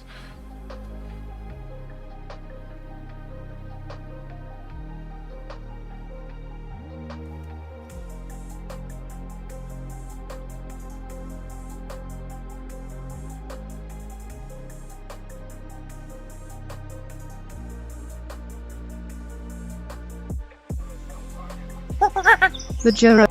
I should really never listen to this stuff. Who starts yelling out, didn't he take, let's be real clear. I don't necessarily think they know what's going on yet. There's a lot of weird shit going on with this. I know. First of all, there was that one guy who was the decoy. All right, so you got this guy who's an older guy who starts yelling out, didn't he take his pants down? He took his pants down. This guy was at 9/11. He was at the Boston bombings. All the hits. He called in a fake bomb at another place. And then he did this at this thing. Right after, so somehow or another, this guy has the state of mind that the moment someone gets shot, he yells out and says, I did it, and takes his pants down or something like that. I don't know exactly what he did. Yeah, I saw the video with the pants down. That was odd. Then, ready for this? He gets arrested for child porn right away. Right after this that was my channel. Right away. He's in jail for child porn. Why is that? Well, now you can't. Well, again, he said it on YouTube, so. Right. Right, and because when the internet people start going, how do you... I saw people in chat saying that. I'm like, what are you talking about? How are you at all these different things? Like, what are the odds? Like, if someone ran it through one of the ChatGPT fucking perplexity things, like, what are the odds that this guy would be at all those different events and be involved? Like, 0. This is the guy? Yeah. I just like that the pants down part is just insane to me. It's like, why is your dick out, dude? I did it. Listen, I'm not saying this guy isn't insane. He's clearly insane. Or not. Or he's professionally insane. Right. That's where it gets squirrel. I'm going to have to dive down there. That was Joe Rogan. Go check him out.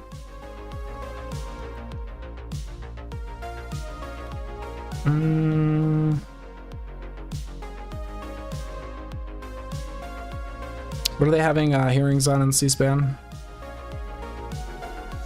Kill Tony. I only recently started watching Kill Tony. What was it? There was this one with Schneider recently. I enjoyed that. It was like Schneider and Rawling, I think. That was fun.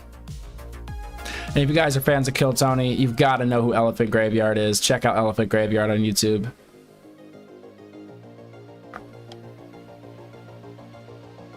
Yeah, Donald Rowling, yeah. You said don't. Wait, you say don't check out Elephant Graveyard? Oh, I see.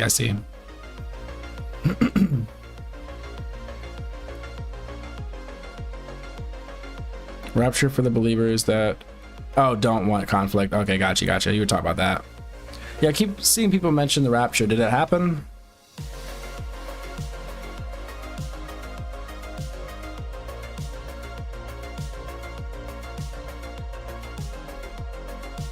I think I'm out of the loop on that one.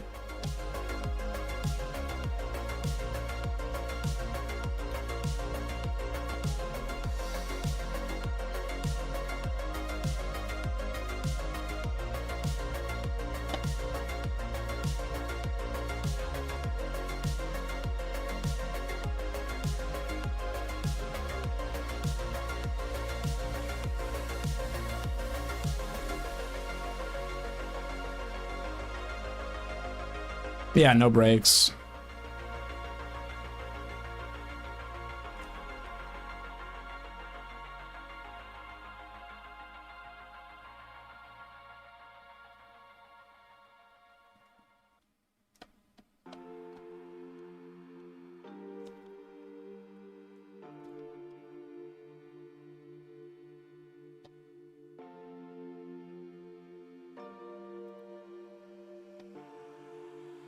Cam Patterson.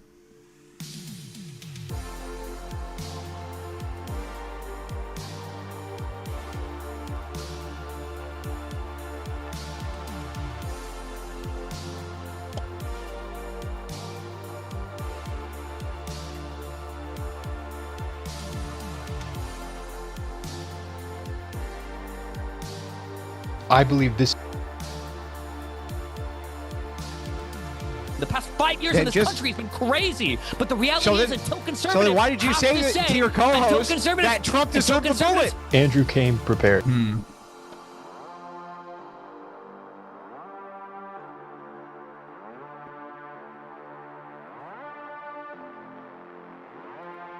The I can't be conversation is about whataboutism what if it's my the question, conversation is, Destiny. Why won't Donald Trump disavow Answer violence in the United question. States? Why don't we do this? Why don't we do this?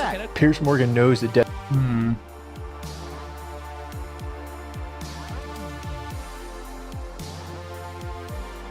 I don't know. It looks like the Piers Morgan with Destiny and what's his face, Andrew Wilson. That might be an interesting listen.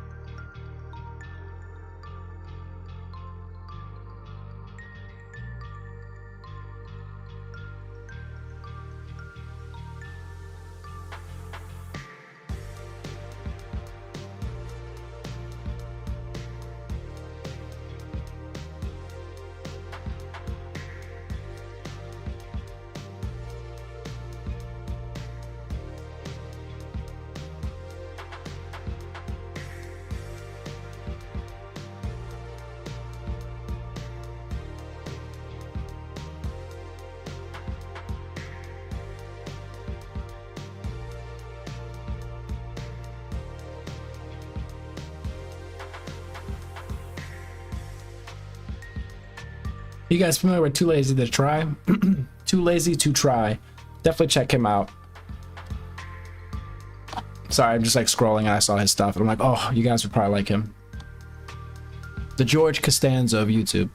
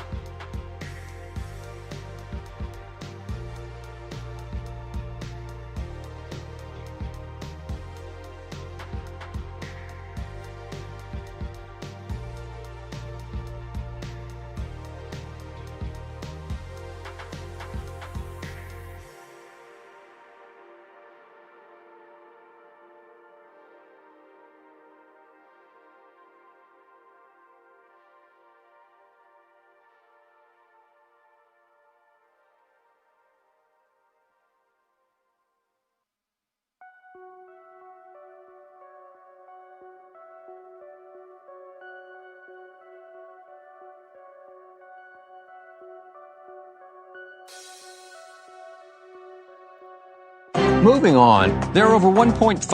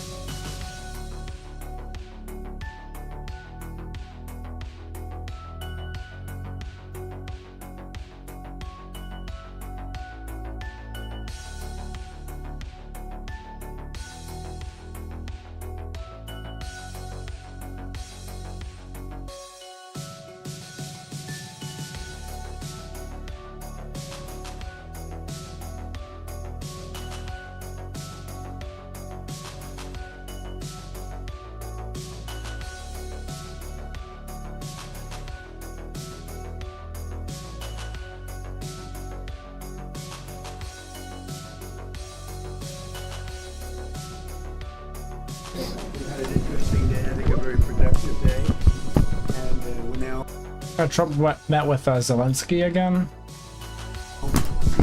we're going to start a meeting with the president, who we all know very well, and he's a brave man, and told them the possibility to.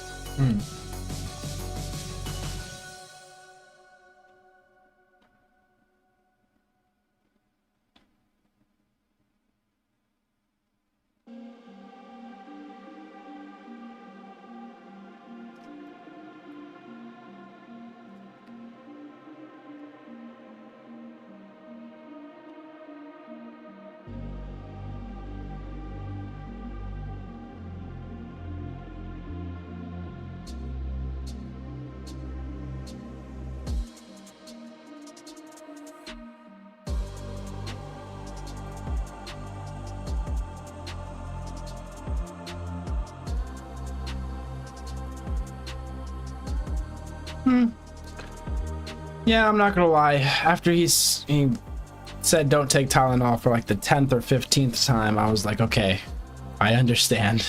He did seem to circle on that one for quite a while. I'm surprised we stuck around in that one until the end, really. I was just kind of waiting around to see if there's any other information, but...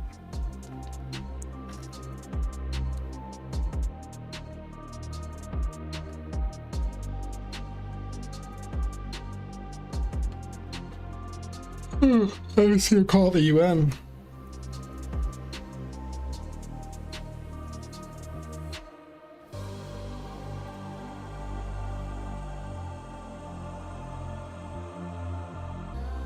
Escalator, what?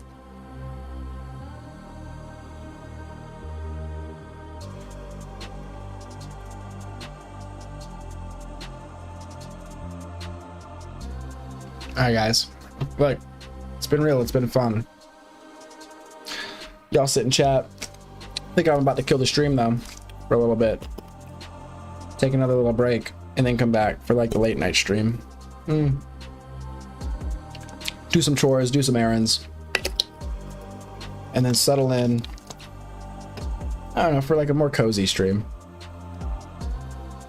Unless something pops off, I don't know. With how news is, in the next 2 hours, the world could be on fire. Or burning hotter, you know, so. But ideally, a nice chill night. I think will be like the last stream of the day. You said let's watch Kimmel later. I don't know if I'm going to be able to get that. I'll see if I can find clips and stuff or where that's going to be airing, because they said that it'll air on some stations and then will probably be posted to Hulu tomorrow. So, yeah. But we will definitely review it. I mean, if some crazy stuff comes out, I mean, I'm sure people are going to be paying attention and posting about it, so. Wait, what is this Rapture? Hold up.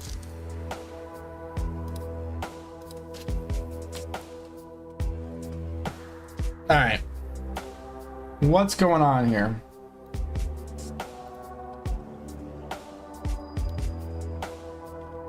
Why people on TikTok think the rapture is coming and that the world is ending this week.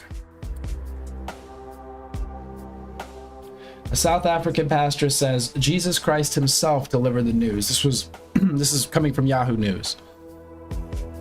The rapture is here. That is according to worshippers on TikTok. People are convinced that the end of days will take place between today, September 23rd, and tomorrow, September 24th, and have decided to prepare accordingly. The phenomena stems from the evangelical Christian belief that Jesus Christ will return to earth and ascend to heaven with only his truest believers, leaving the unsaved behind to endure God's judgment for 7 years.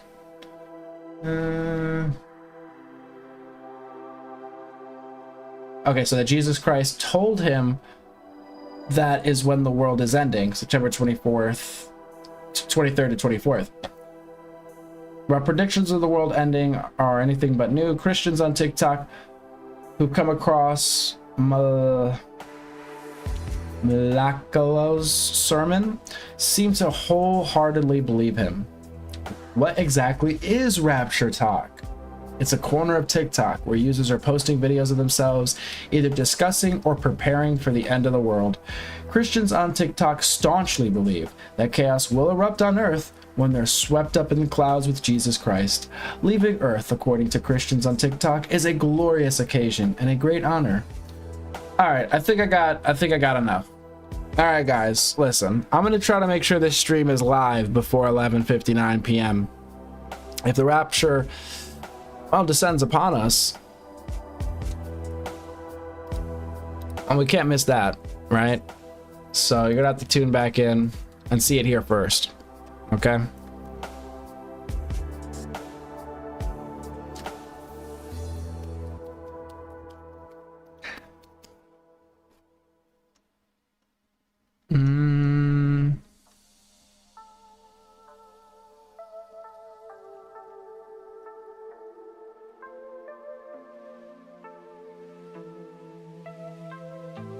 Wait, it already happened and we've been left behind? I feel like we'd see more chaos though, wouldn't we?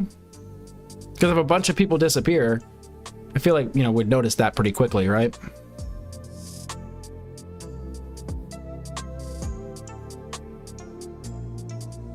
Or are you saying it happened like a long time ago?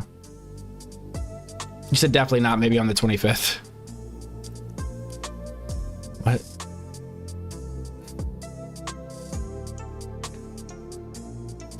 Well, I mean, regardless, be safe out there, right?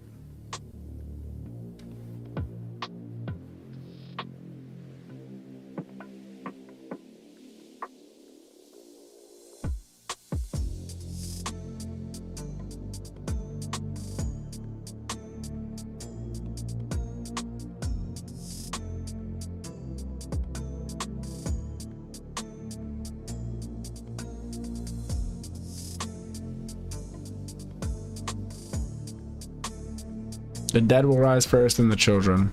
The Good Place? Oh, that sounds so familiar. Oh, yes! Is it that show? Hold up. Yes! Oh, is that what you're saying it is? Oh, that's what life is. Yeah, that's a good show. I need to continue watching that. I don't want to give anything away. I was about to just blurt out the premise. But if you guys haven't seen it, you should watch it. I hate spoilers, so I don't want to do that to you.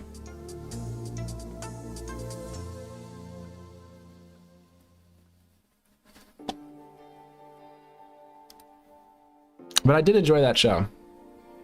Is it still going? Or I don't know if I finished it or what. I need to revisit that.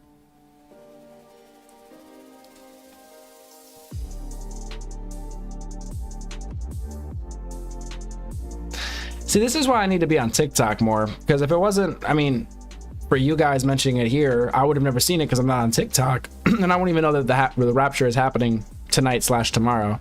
So luckily, I stream, and you guys let me know about it. But man, I really need to be on TikTok more so I can stay abreast with what's going on in the world.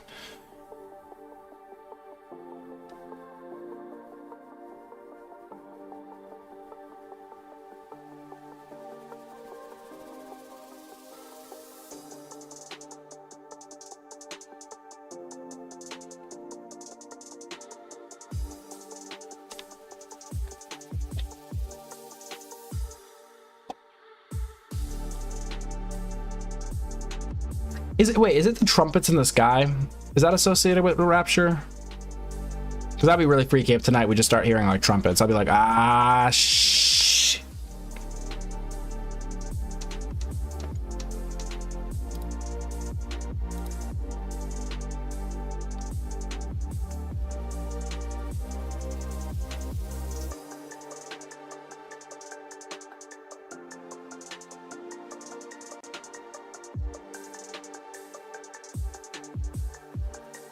Listen, guys, if I hear trumpets in the sky tonight, my hair will stand up. I'll probably end up logging into TikTok and trying to see what all the hubbub is about. I'll be like, well, I'll be damned. You don't say. War, pestilence, famine, death. Ah, the four horsemen.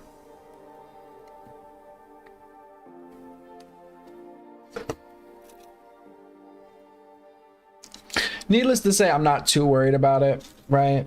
If I was, I don't know if I'd be so nonchalant about it, right? But if any of us truly believe that the world was ending tonight, would we be doing what we're doing right now? Maybe. But something tells me I might be doing other things. Or if the world is ending as we know it, right? So, I could be wrong. This is the first time I'm hearing about it. I'm operating on very little information. But something is telling me we have nothing to worry about. Unfortunately, will there be some people that drink the Kool-Aid? Probably, because well, if enough people listen to something, I mean, some people are gonna, you know, actually do it, so.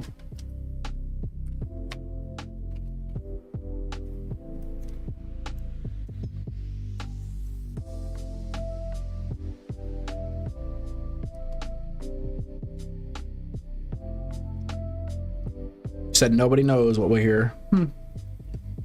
Fair. But I have a feeling we'll know it when we hear it, right? It must be something that sounds very odd. Or maybe it gives you a certain type of feeling.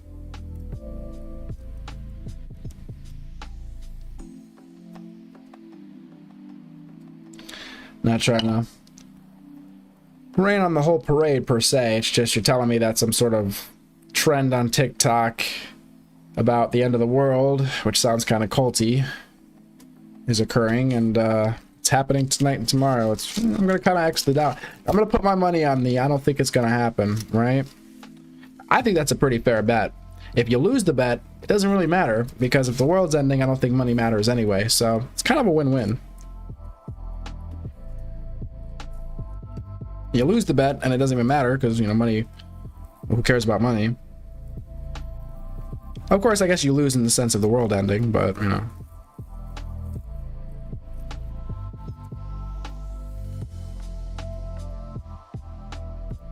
I didn't play much Red Dead.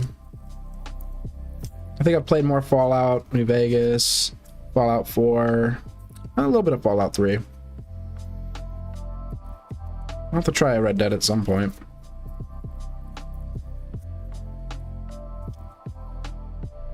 I don't know, that's the closest comparison in my head to something I've played. I don't know if it's a good comparison, but...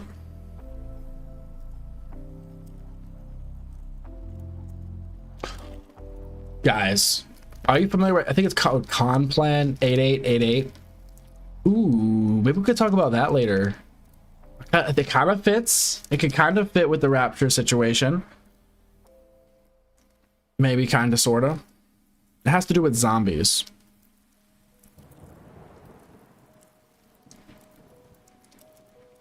Oh, New Vegas. Yes, New Vegas is great. Fallout 4 and 7. I never played 76. I heard it was trash.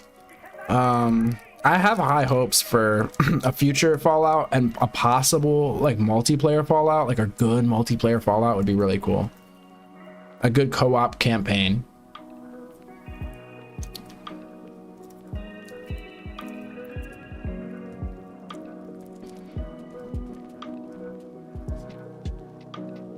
I heard 76 was trash at release, but maybe it's gotten better. I don't know. I've never played it myself. I don't think I've heard any good things about it.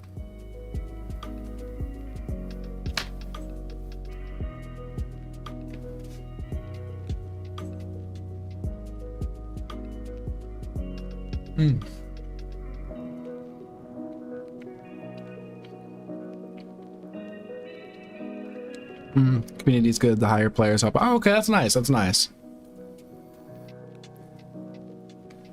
I think your first comment got deleted by YouTube or something. It might not have liked the words you said.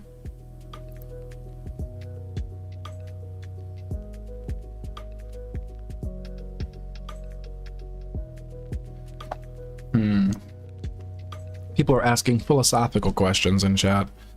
Deep philosophical questions. I'm gonna have to think on that one, Turret Destroyer.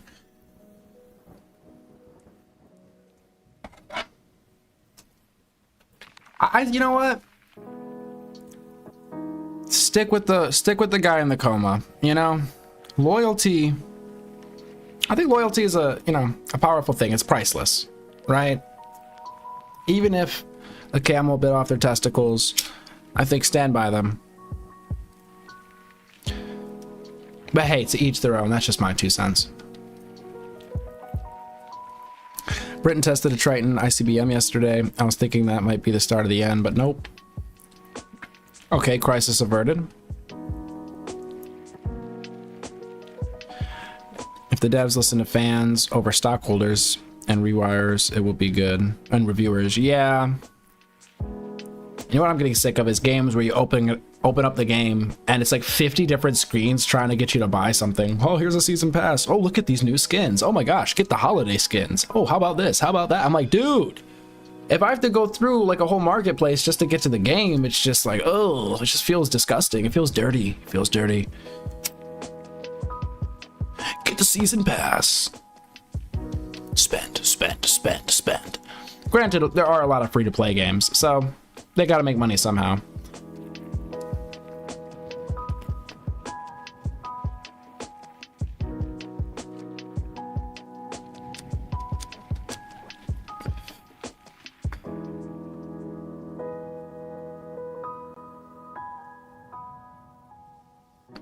Oh, neat. That could be a game for tonight. I was thinking Project Zomboid, but I might be able to fire up Fallout. Not 76. I don't think 76, but maybe Fallout 4 New Vegas. Start a fresh character.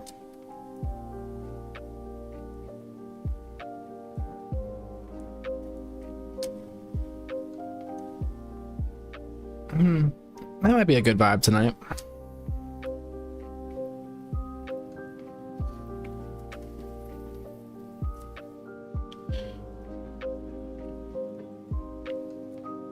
I think I've shied away from those games in recent time just due to the time sink. You know, there's games like Call of Duty, Apex Legends, Mecha Break that you could drop in, play a match, and get out. Play maybe a few matches, 20 minutes, 30 minutes, whatever. Fallout, I feel like I really need to get comfy for a good hour, hour and a half at least, to really be in the mindset to play the game. Because there's so much you can do. And I can never just finish a mission. I can never be like, okay, this is the mission I'm doing. I get so sidetracked that I feel like if I'm only able to play for 30 or 45 minutes, I'm just not going to get anything done. That's just going to be more frustrating than anything.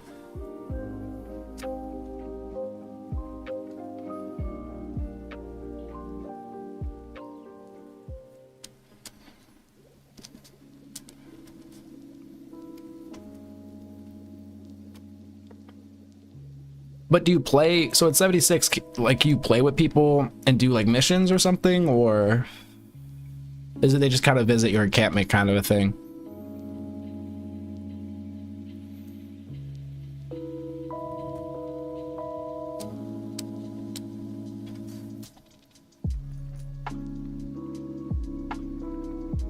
Oh, I'm sorry. You guys are talking about, you're talking about the freaking show. I don't think I finished that season either. The first season, but it was all right, like the few episodes I saw. And then I was actually impressed with the One Piece live action. I thought they did pretty decent with that. Those are just a couple live actions that they've done recently that I was like, okay, cool, nice. There's story missions and community missions that the whole server can play in. Okay, sick. Battlefield 6 looks amazing. On my PS5, got assaulted by a lightning bolt. Oh!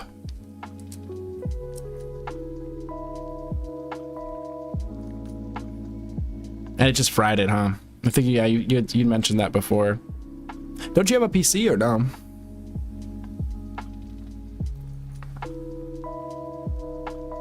You can play with others, but most don't have mics. Okay, so if you're playing at randoms, it's kind of lonely.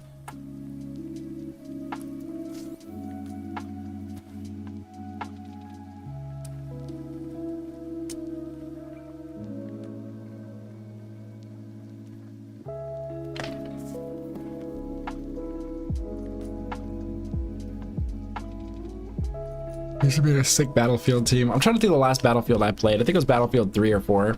I just love the destructible environments. and what felt like realism. I remember when I was playing, I want to say it was Battlefield 3. I had this sick gaming chair. It had like a speaker and a subwoofer in it. I had my Turtle Beaches. Oh my gosh, it was so much fun. It felt so intense. Oh, piss poor cooling system. It's a PC, piece of shit PC. No. Maybe like a little upgrade? I don't know. Damn, that sucks. I haven't plugged in my, I mean, I have a, you know, like original Xbox One. So I haven't upgraded the Xbox in a while and really haven't plugged it in. I mean, the TVs are smart now. It's like the Xbox was relegated to a media consumption device outside of games, you know, like Netflix, YouTube, and whatnot. And now the TVs have that all built in, so I haven't even had the need to plug in my Xbox, and then I game on my PC, so it's kind of tragic.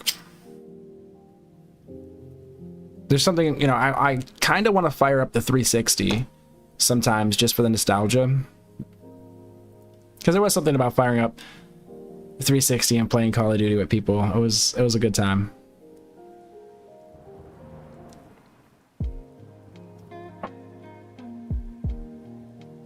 Yeah, teamwork makes every game better.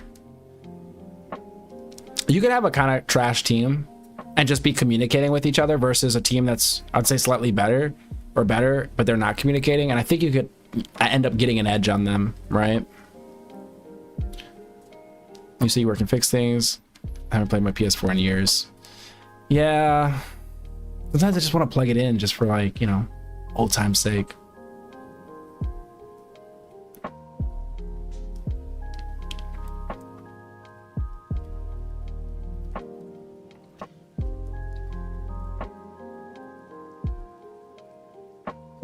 I mean, it's probably just a getting older thing, maybe.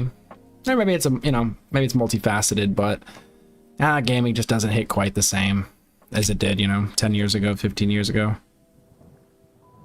But I mean, that could be, you know, for multiple reasons. Maybe just getting old. I don't know. I want to be able to fall into a game again. I remember Destiny I fell into when it first came out. I was really into that game. I was like super hyped for it to come out.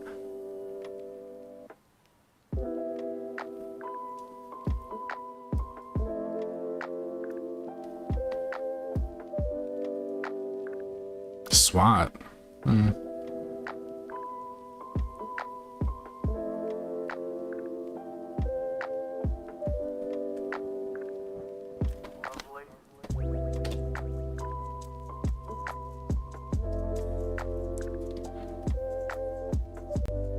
Or even the PlayStation 2. If I can get that, play some, what was it, like Jack 2, Jack 3, Jack X Combat Racing. Guys, an amazing racing game. Then you had what, Ratchet and Clank. Oof, solid. And if you want to go a little further, I mean, I guess Spyro. That was fun. We're going way back. Yeah. I used to think like, oh, downloading games is so cool. There's no downside. That's not true. There's a downside because sometimes when you're not connected to the internet, they brick your system. It's wonderful.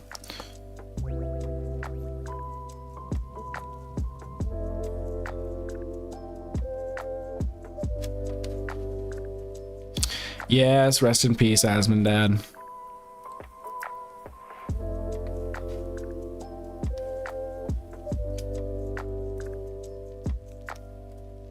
Definitely unfortunate.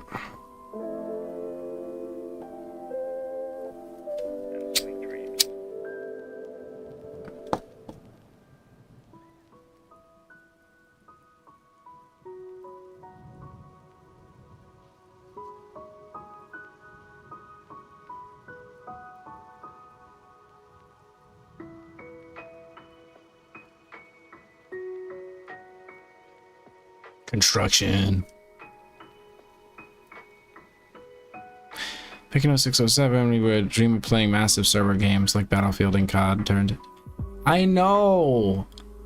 I remember I was like, wow, what if Call of Duty had a battle royale? Wouldn't that be so crazy? And then it was like Warzone, and I was like, yo, this is crazy. I probably just have to dust it off and play. And plus, just having a good team. I mean, I guess I had like, there was just a lot of friends I had that would play Call of Duty, so you could always link up with them, and it was just so much fun. Also, taking your system to your friend's house and then plugging into the TV, and you had like 2 TVs going, or maybe you were playing LAN. Oh my gosh, 1v1 snipers.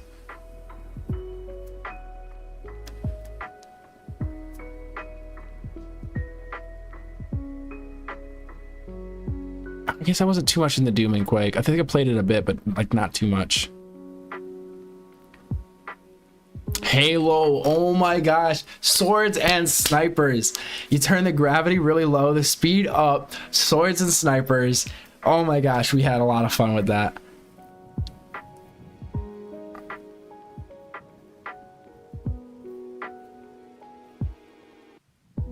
Oh my gosh, I remember there was a point in school even. Like in high school, I went to this one school and everybody had downloaded, like passed around a flash drive, downloaded Halo to like all the computers, and we had like a LAN party there. It was awesome.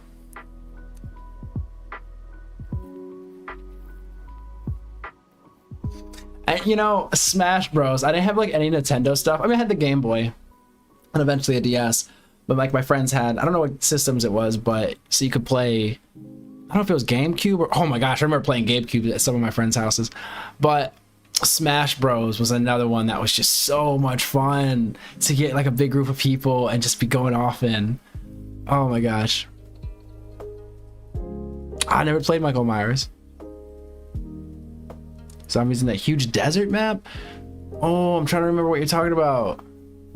I wonder. I remember my first time playing zombies. It was like, what is it, World at War? And it was so cool. I was like, yo, this is really cool. And I wonder if even the creators knew how big zombies was going to become. It's like basically its own game.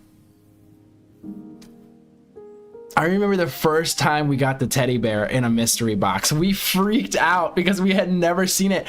And we weren't like on the internet like that, right? So we didn't look everything up and know everything beforehand. We were just playing zombies, and all of a sudden there's like this bloody teddy bear and the box disappears and we're like, what is happening? Like, oh my gosh, that was so fucking cool. Like I said, good memories. Definitely some good memories.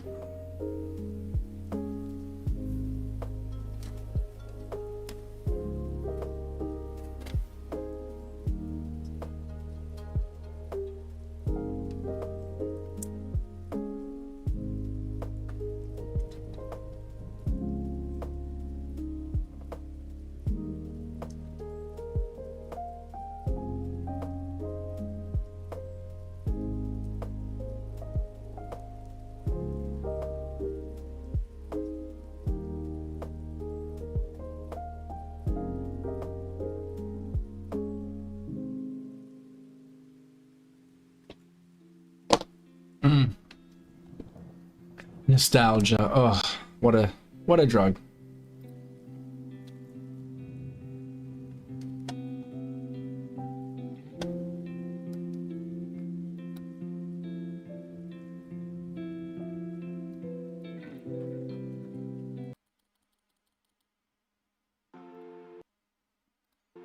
Trying to play like copyright free music here, and I keep forgetting to double check it to make sure it's only playing that. But hey guys, memory lane was so much fun. I'm hopping off. If you don't mind, hit the like button. They say it helps in the algorithm. Subscribe if you guys like the vibe. I'm gonna try to come back in the next hour or two. We'll see. See if I can't get in before the rapture. Maybe some Fallout and some spooky stories. I think that's what my vibe is tonight. If you want, join the Discord, drop the link, although it might not work. Good luck with that. Thank you so much. Don't get too close to the black hole, because you might